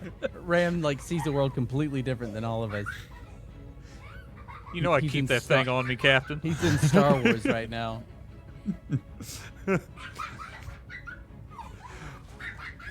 Ram, I think it is very obvious now that we're going to need to rescue both Salixon and Gregory. Engage the creature. You want me to fire? Fitch fight the alien. Right. I mean, I can try talking, but I think Yeah, definitely. sucking face is not... Captain, talking. yeah, just say hello there, and let's see how that goes. Computer, set lights to red. Start playing track Welcome to the Jungle. Ram, get in there. So, Captain, do I have the clearance to shoot? Do you I'm think gonna miss negotiation is Gregory. possible at all? I'm not too sure. They are sucking on... I'm gonna blast. I'm just gonna blast. No! All right. You just say hello, and if it moves, Attempt negotiations, Ram. fuck It's it. mating with All their right, faces, but you're also going all to right. shoot at their faces, is what you're saying. I don't know. Start blasting. At this moment, the creature hearing hearing Lieutenant Ram Giggle to himself. talk over the comm badge, kind of jerks itself back away from Ensign Ryak, who lets out a. There's a some kind of weird mucus being dribbled down the front of this black void that's quickly disappearing in your eyes. J.K. Rowling. Lieutenant Ram, you can see this creature with your android eyes, but it appears as a black void to you, and it is tall. It is 9 feet tall, and it rears up even higher to 10, 11 feet maybe. Can it do that in the Jeffries? You can notice. It can, yeah. In this Jeffries tube, it can. The one near the There are turbo lift. junctions usually that, yeah, there are junctions. You notice that it appears like a long, elongated shape, and you can see what appear to be arms, small, pointed appendages in rows of maybe 100, clicking at you. Oh, It's So sorry I told you to shoot at this ram. it's clicking at you, and space. Hello? it hears you, or what you think hears you. It's moving in an undulating kind of way along the ground, across the walls, along the ceiling, in like a big spiral shape, which seems unnatural for a creature this size. You can hear the clicking of 1,000 legs as it approaches you, and your entire vision is blotted out by this enormous shape as it's looking for the source of that sound. Can you speak? Hello? It's pushing against you, trying to find the sound. Yucky. You can feel it. There's what you think might be your sensors detecting some kind of biological compound, which may or may not be viscera, along its body.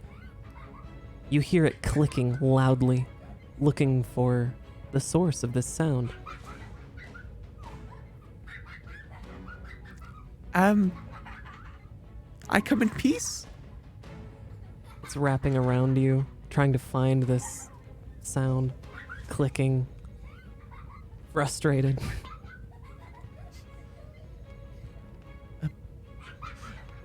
Captain, it's not responding. It's just clicking. And it doesn't seem like we can negotiate with it. Is there any possible way for you to lure it away from Gregory and Salison? I can try to go further down the tube and try and lure it that way. Herrick's gonna hit his comm badge.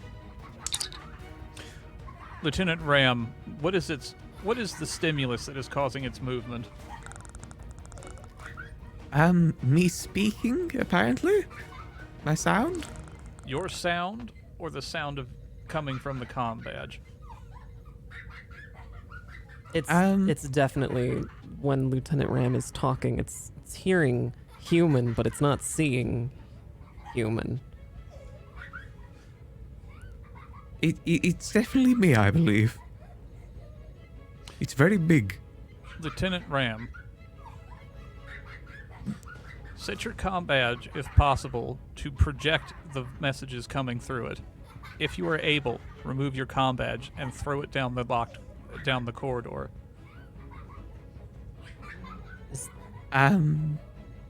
Sure. I'll give that a go. Did you remove your comm badge and toss it away? With it broadcasting. Yeah, sure.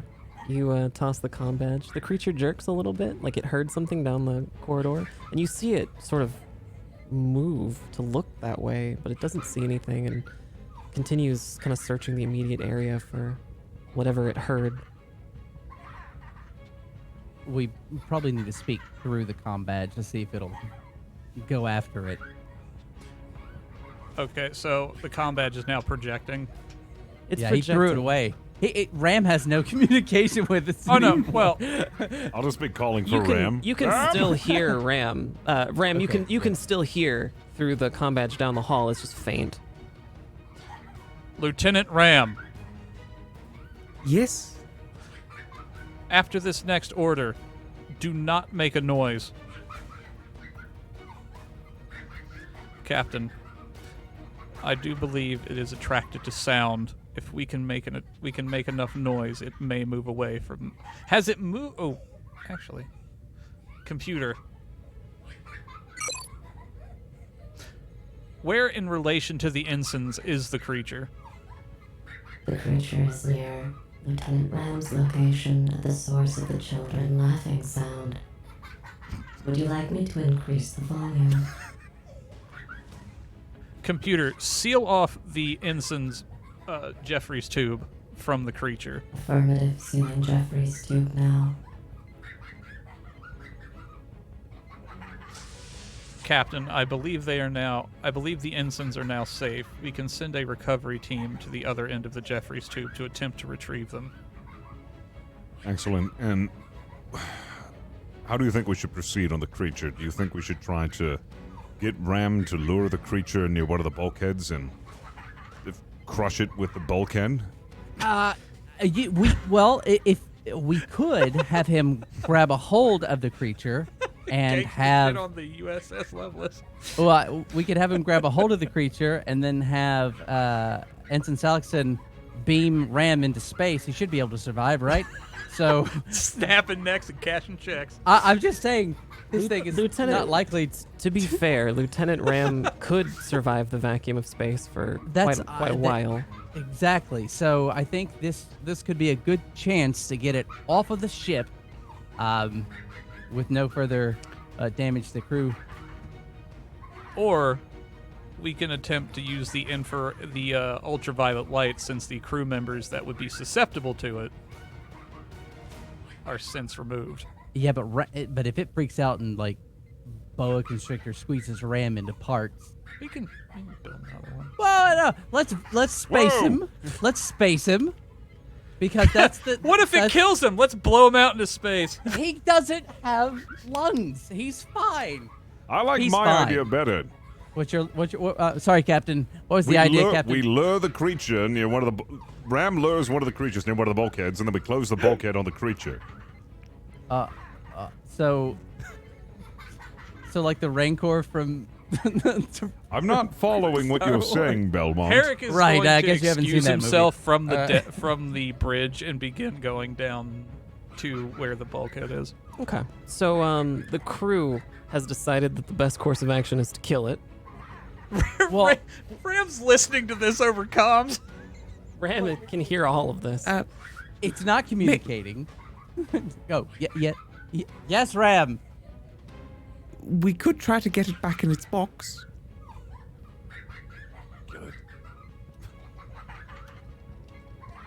Okay, if we did a series of calm talking every so few feet, could we potentially trick it into that space as if it's following the voice of somebody? When I made a joke about going pss, pss, pss, pss, pss to it, it has followed Ram's.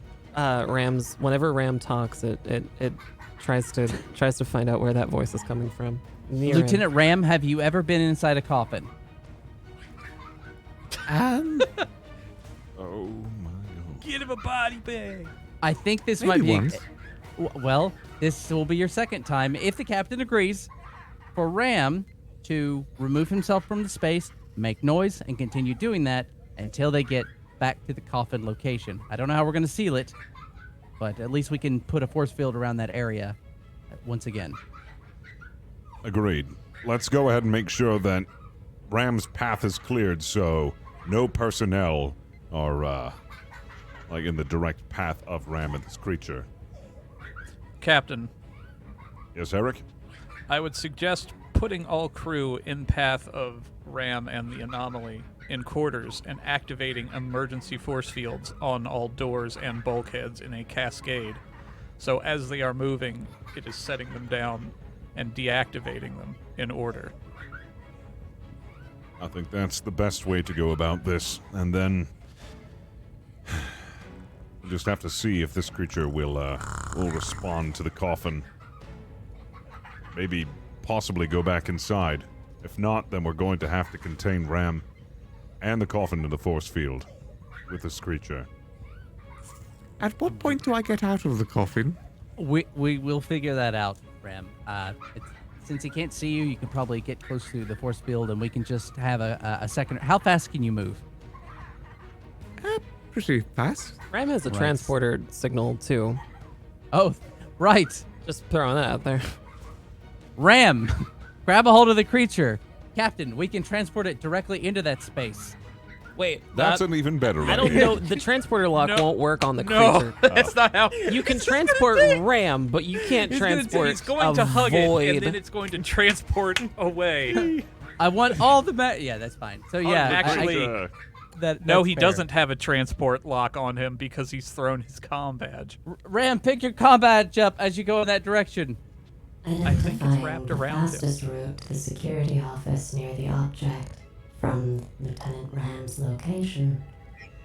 Fastest course identified. Please follow the flashing lights, Ram. Sure thing. Is the comm badge on the way there, or is that in the other direction? It's at your feet. You can just grab it. Okay, It's close, I it's guess close it's enough not for you to. Just, it's just His close mighty enough for throw you. to- straight onto the floor. Was that the noise you made as you? So the flashing lights Throwing it. are leading you out of a door that is just whooshed open, and I need to keep making noise, wouldn't I, to have it follow me? Well, actually, I that's what I was wondering. Like, because you wouldn't ever exude an actual effort noise, you would need to. So you would,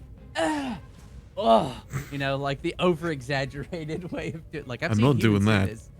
No, you know, you can just. I was. Over this way. Come on, Voidy. Come on. Give it a name. it is undulating in a very uncomfortable way along the wall, up on the ceiling. You can see 1,000 legs, or what you think are legs, in this black void of a creature undulating towards you. But it is The following very you. hungry caterpillar. So, oh come on. Come on. So- This way. There's plenty of human faces to suck this way. Come on. It is following Come on, you. Voidy. And you make your way all the way this way to the security office. As you enter the floor that the security office is on, the door that leads to the last leg of this trip, this hallway, whooshes open. The door whooshes open, and you see a fresh set of viscera outside of it. Another of the security team has been dispatched. Your eyes in infrared have noticed that it is quite fresh, and you see the creature immediately stop pusing attention to you for a moment to begin collecting as much of this viscera as its little legs can hold. It disappears as it pushes the viscera inside of its body in some unknown, unseen pouch, while you turn around to look at the security office door and notice that there is another creature there. It has noticed the first one and has begun to undulate its way along the ceiling towards it. Captain, there's two of them. I'm sorry, what? There's two of them. Oh my god. Can They- you? All right. Go ahead. We've got to Still do this lead quickly. both? Are you still come on, able to lead Voidy. both of them? This way. They both Come on- hear come on, you, and they Voidy both kind of. Voidy too. They make a loud, kind of confused noise as they get really close to you. They appear to be communicating in some way, but it's unknown what kind of language that could be. This non-humanoid life form and its unknown basic language. Come on, Voidy and Abyss. Come on, this way. They are following way. you, perhaps a little too close for comfort given their predilection for viscera. But they are following you, and you make your way to the security office.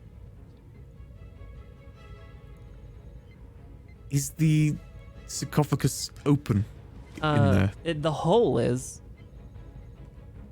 There's no. It's not. It hasn't been opened. There was a hole that was burned through it. Ah. Well, Ram would keep trying to lead them towards the sarcophagus. Reluctantly and questioningly, they make their way closer to it. They recognize the sarcophagus and begin kind of crawling over it, on top of it. Seeing it has brought them some familiarity. Captain, do I open it and then go in, or do I crawl through the hole that they made? I'm sorry. They've made a... So there's the There's a hole. sarcophagus... There's a hole in it. Didn't you know this? No. Captain suggests putting a force field around the area as soon as possible now that they're in that space. Yes, that's what's the been best course of happening. action. Okay. Proceed. All right. So, I guess I'll try and get inside it.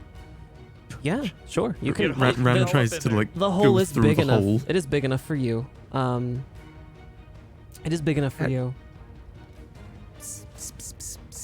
From Come on, Voidian Abyss, in here. from within the sarcophagus, because it is so dark, and your sensors cannot really detect it, Lieutenant Ram.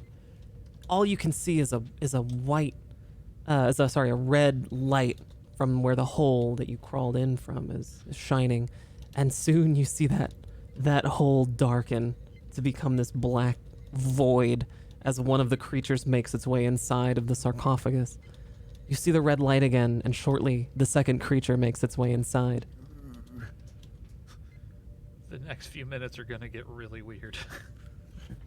Put the shield up. Yeah. Important note, you will not be able to transport with shields up. You can't Oh my transport through gosh. shields. All right. Right. So, Lieutenant Ram, did you get them back into the sarcophagus? Yes, they're both in here. Right. Let's make this very quick. You're feeling a lot of legs all over your body, Lieutenant Ram. There are a lot of pointed, sharp legs that are poking you, prodding you, trying to figure out what you are. So if we can drop the shields, I'll have Ensign Salixon transport Ram out of there and then raise the shields, but we'll have to time it. Perfect. Go ahead and make a roll for me, Lieutenant Commander God. Belmont. That'll be a reason and engineering roll. Okay. Complication? Complication of 2. This is a very complicated maneuver. I'm assuming you're taking over transporter controls from your station. You know what? I think I will. So, yeah. Okay. I think I will. Full success. Full success. All right. Lieutenant Ram, I'm gonna have you make a daring and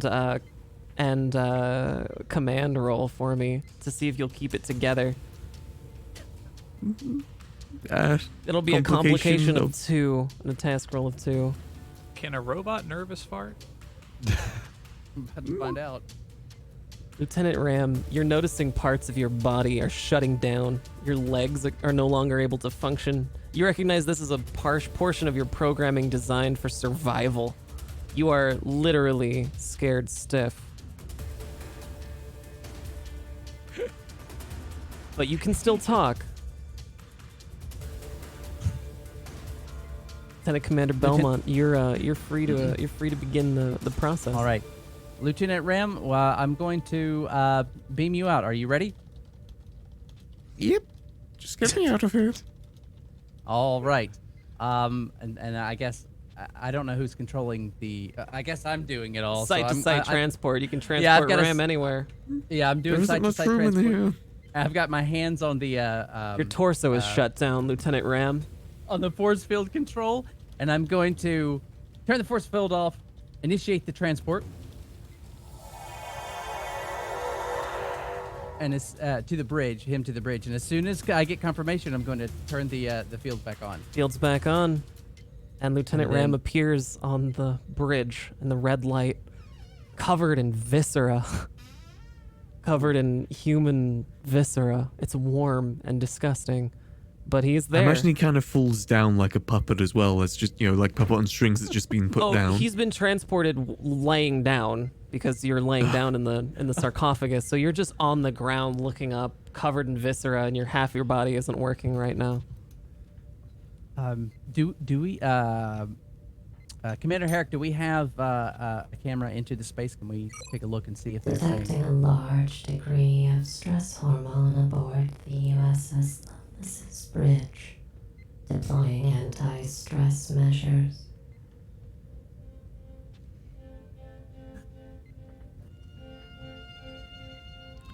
Thank you, computer. Thank you, computer. That's wonderful. It might be in lore a little bit that Lieutenant Commander Belmont constantly makes sure that that song is available in stressful situations. Not going to tell you guys. I think Lockset is just fighting to keep his tea down. Lieutenant Ram, I'm you are just covered in lying here. viscera on the floor in front of the main view screen, catching your imaginary robot breath, It's like a Natalie Imbruglia. trying to will your body back to functioning. Computer, Hello, Ram. are there any cleaning crews available? Dispatching Ensign Gregory to your location. Thank you, computer. St. Gregory's still in a tube. He's still in the tube. There's been an issue. Ensign Gregory's life signs are fading, and also he is unavailable to clean up your viscera. Did anyone want to go get them? I'd Eric like to do a actually left the bridge to go down there. Oh, okay. Well, I was going to Security side-to-side teams are transport them. currently But transporting Ensigns Ryak and Gregory to Medical Bay.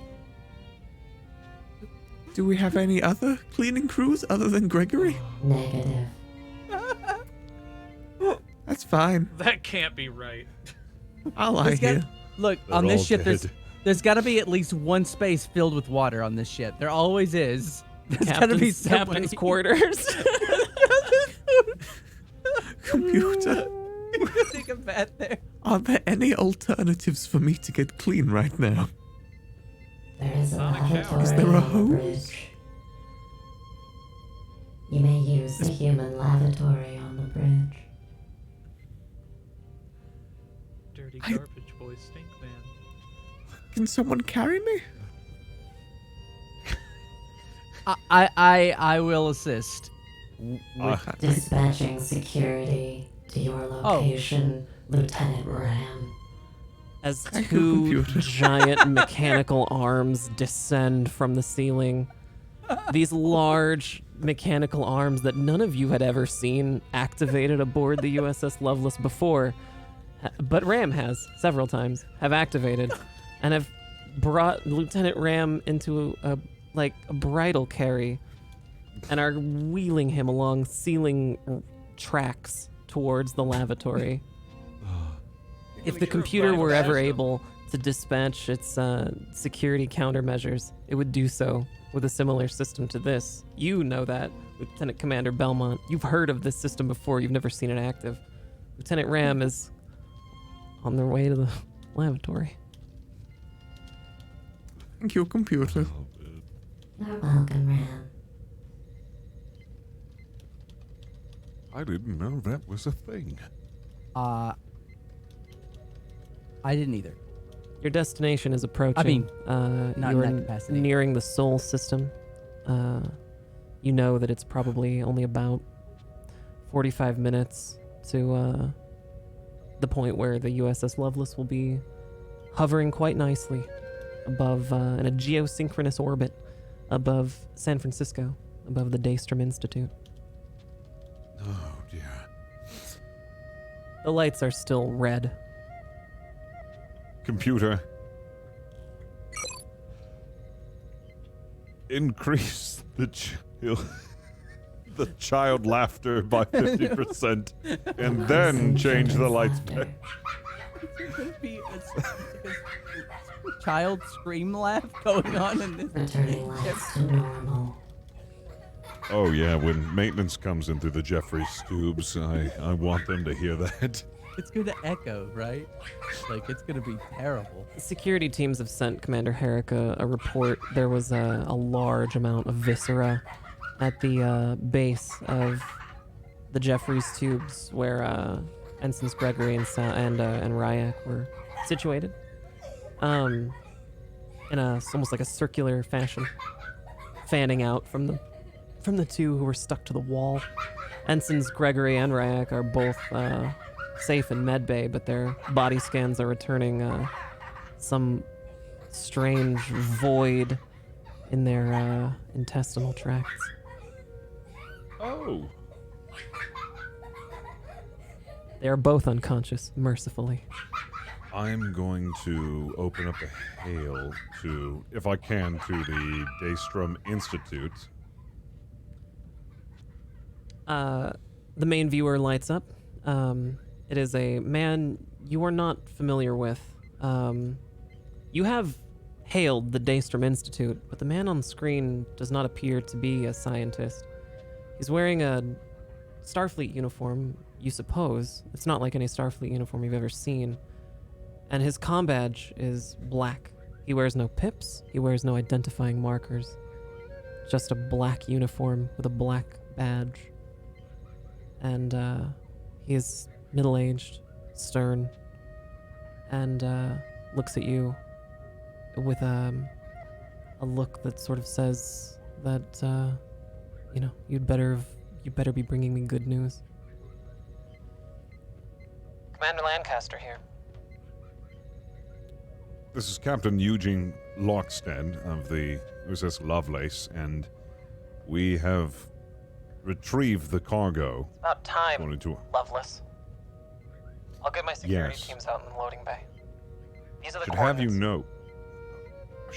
know that your cargo, whatever it was, breached containment. We were able to recontain it. However, I have two of my crewmates who have been The view screen goes black for a moment.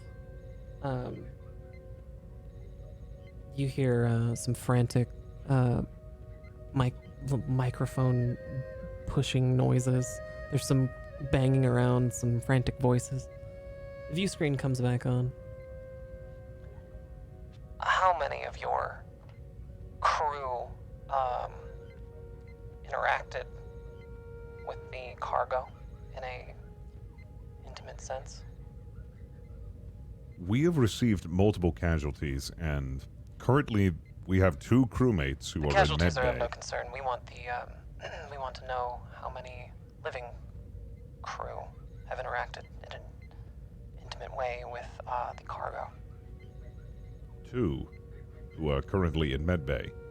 They're the only two who were exposed. To our knowledge, yes. Beam them down as well. We'll take care of them. You're not going to tell me what's going on here, are you? Nope. Commander Lancaster out. And the view screen shuts off.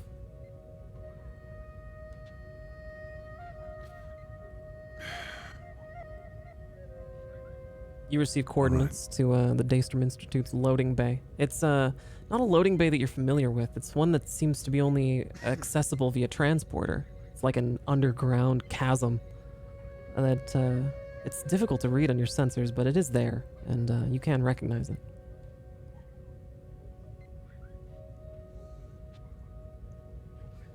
Am I going to have to turn the force field off and transport again? Yeah, but you don't suspect it'll be a problem. Okay, so they're probably like, all right. So, right.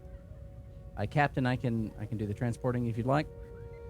Yes, and we're also going to be transporting Gregory and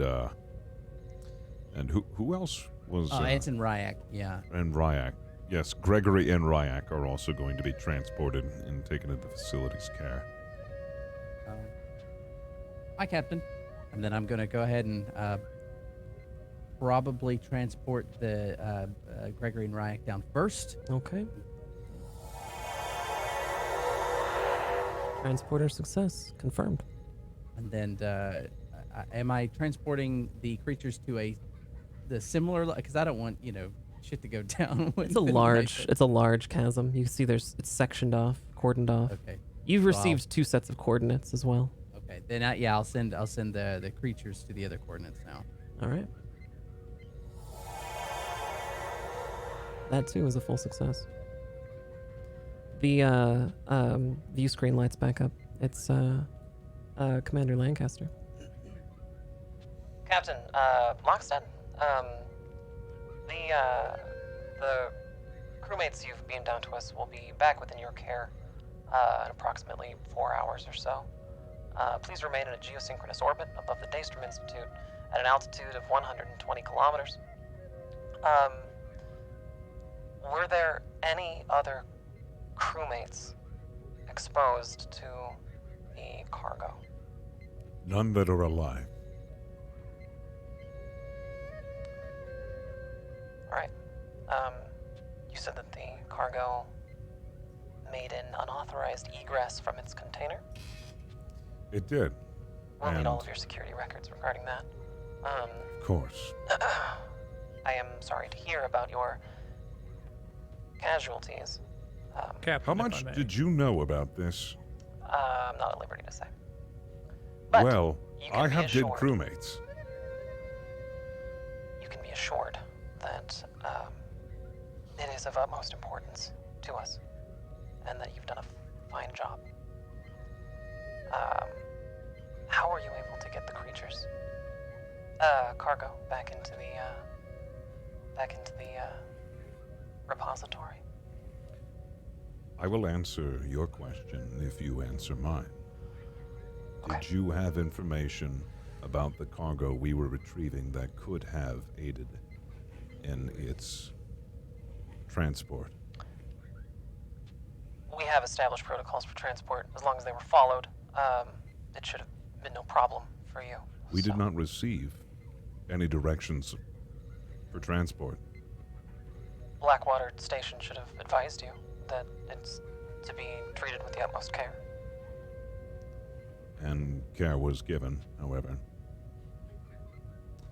Anyways, we were able to get the creatures back into the containment with, we actually used, our Lieutenant Ram, who is, The artificial crewman? yes, we were able to lure the creatures back in. It seems that they were curious about him. Yeah, that's... Alright. We'll want Lieutenant Ram too. Go ahead and beam them down immediately. We'll send you new coordinates. Captain, Yes. not a word of this. Ever. We'll have your 3 crewmen back to you in 4 hours. Commander Lancaster out.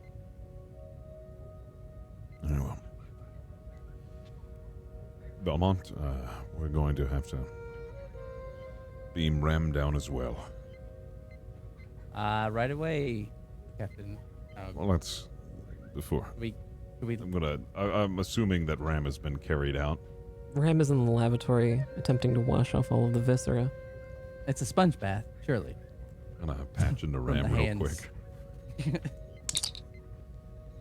Ram, Yes, Captain? I hope you're doing all right. I just wanted to call in to say that we are going to have to leave you in the care of the facility since you had interaction with the cargo. I'm sure they're going to take care of you there and wash you off properly. Wait, is this... am I out of the crew? Yes, this is our goodbye. No, just kidding. No, this was a bad joke. No, you will be returned, but the facility is going to take care of you. For how long? Am I going to be there for? 4 hours is what they said for Gregory, and I always keep forgetting. Gregory Ensign Ryak. Ryak! Why do I keep forgetting Ryak's name? Anyways, yes, you'll be Am I- returned to us within 4 hours. Am I being sentenced to the Frisco? I'm sorry, I'm not sure what you're referring to. What are you Right, Frisco? Isn't that a word for San Francisco? Is that a word where we're going? I have never heard it called Frisco before. What are you on about? The It coordinates, has many different names. The Sanny Franny, the SCO, the city, coordinates have been stuff sent like that. directly to Lieutenant Commander Belmont. They are on an island just off of the San Francisco Peninsula, Right. deep within an underground cavern. That resembles a giant incinerator for people who say the Frisco. Captain, should I transport Lieutenant Ram? Yes, proceed. Aye, Captain. All right, Lieutenant Ram, you're being Wait, I'm transported. still in the... You know that a memory wipe will take about 3.5 hours. And you're now 800 feet below Alcatraz Island. The rest of the crew, you're aboard the bridge of the U.S.S. Lovelace. Do you have anything left to say, Captain Herrick? Belmont? Herrick is going to immediately begin sanitation procedures Herrick begins sanitation protocol.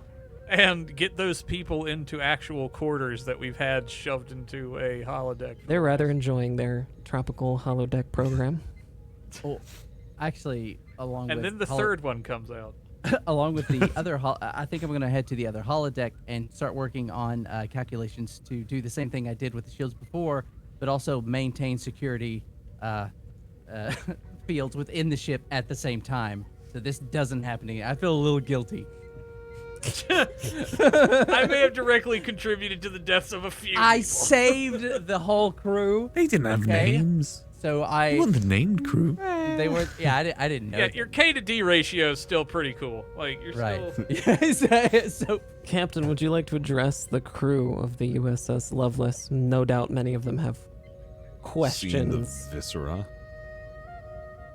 Have they seen the viscera? And can it be assumed that? It can be assumed that several members of the security team, at least, have seen a lot of viscera, and at least 2 security officers saw 2 crew members stuck to the wall. And you know from past experience that word like this travels pretty quickly along the corridors of a ship. You're welcome to address Okay. the crew now. I you will would like. open the comms. Hello, crew of the Starfleet Lovelace. This is your captain, Eugene Lockstead, speaking.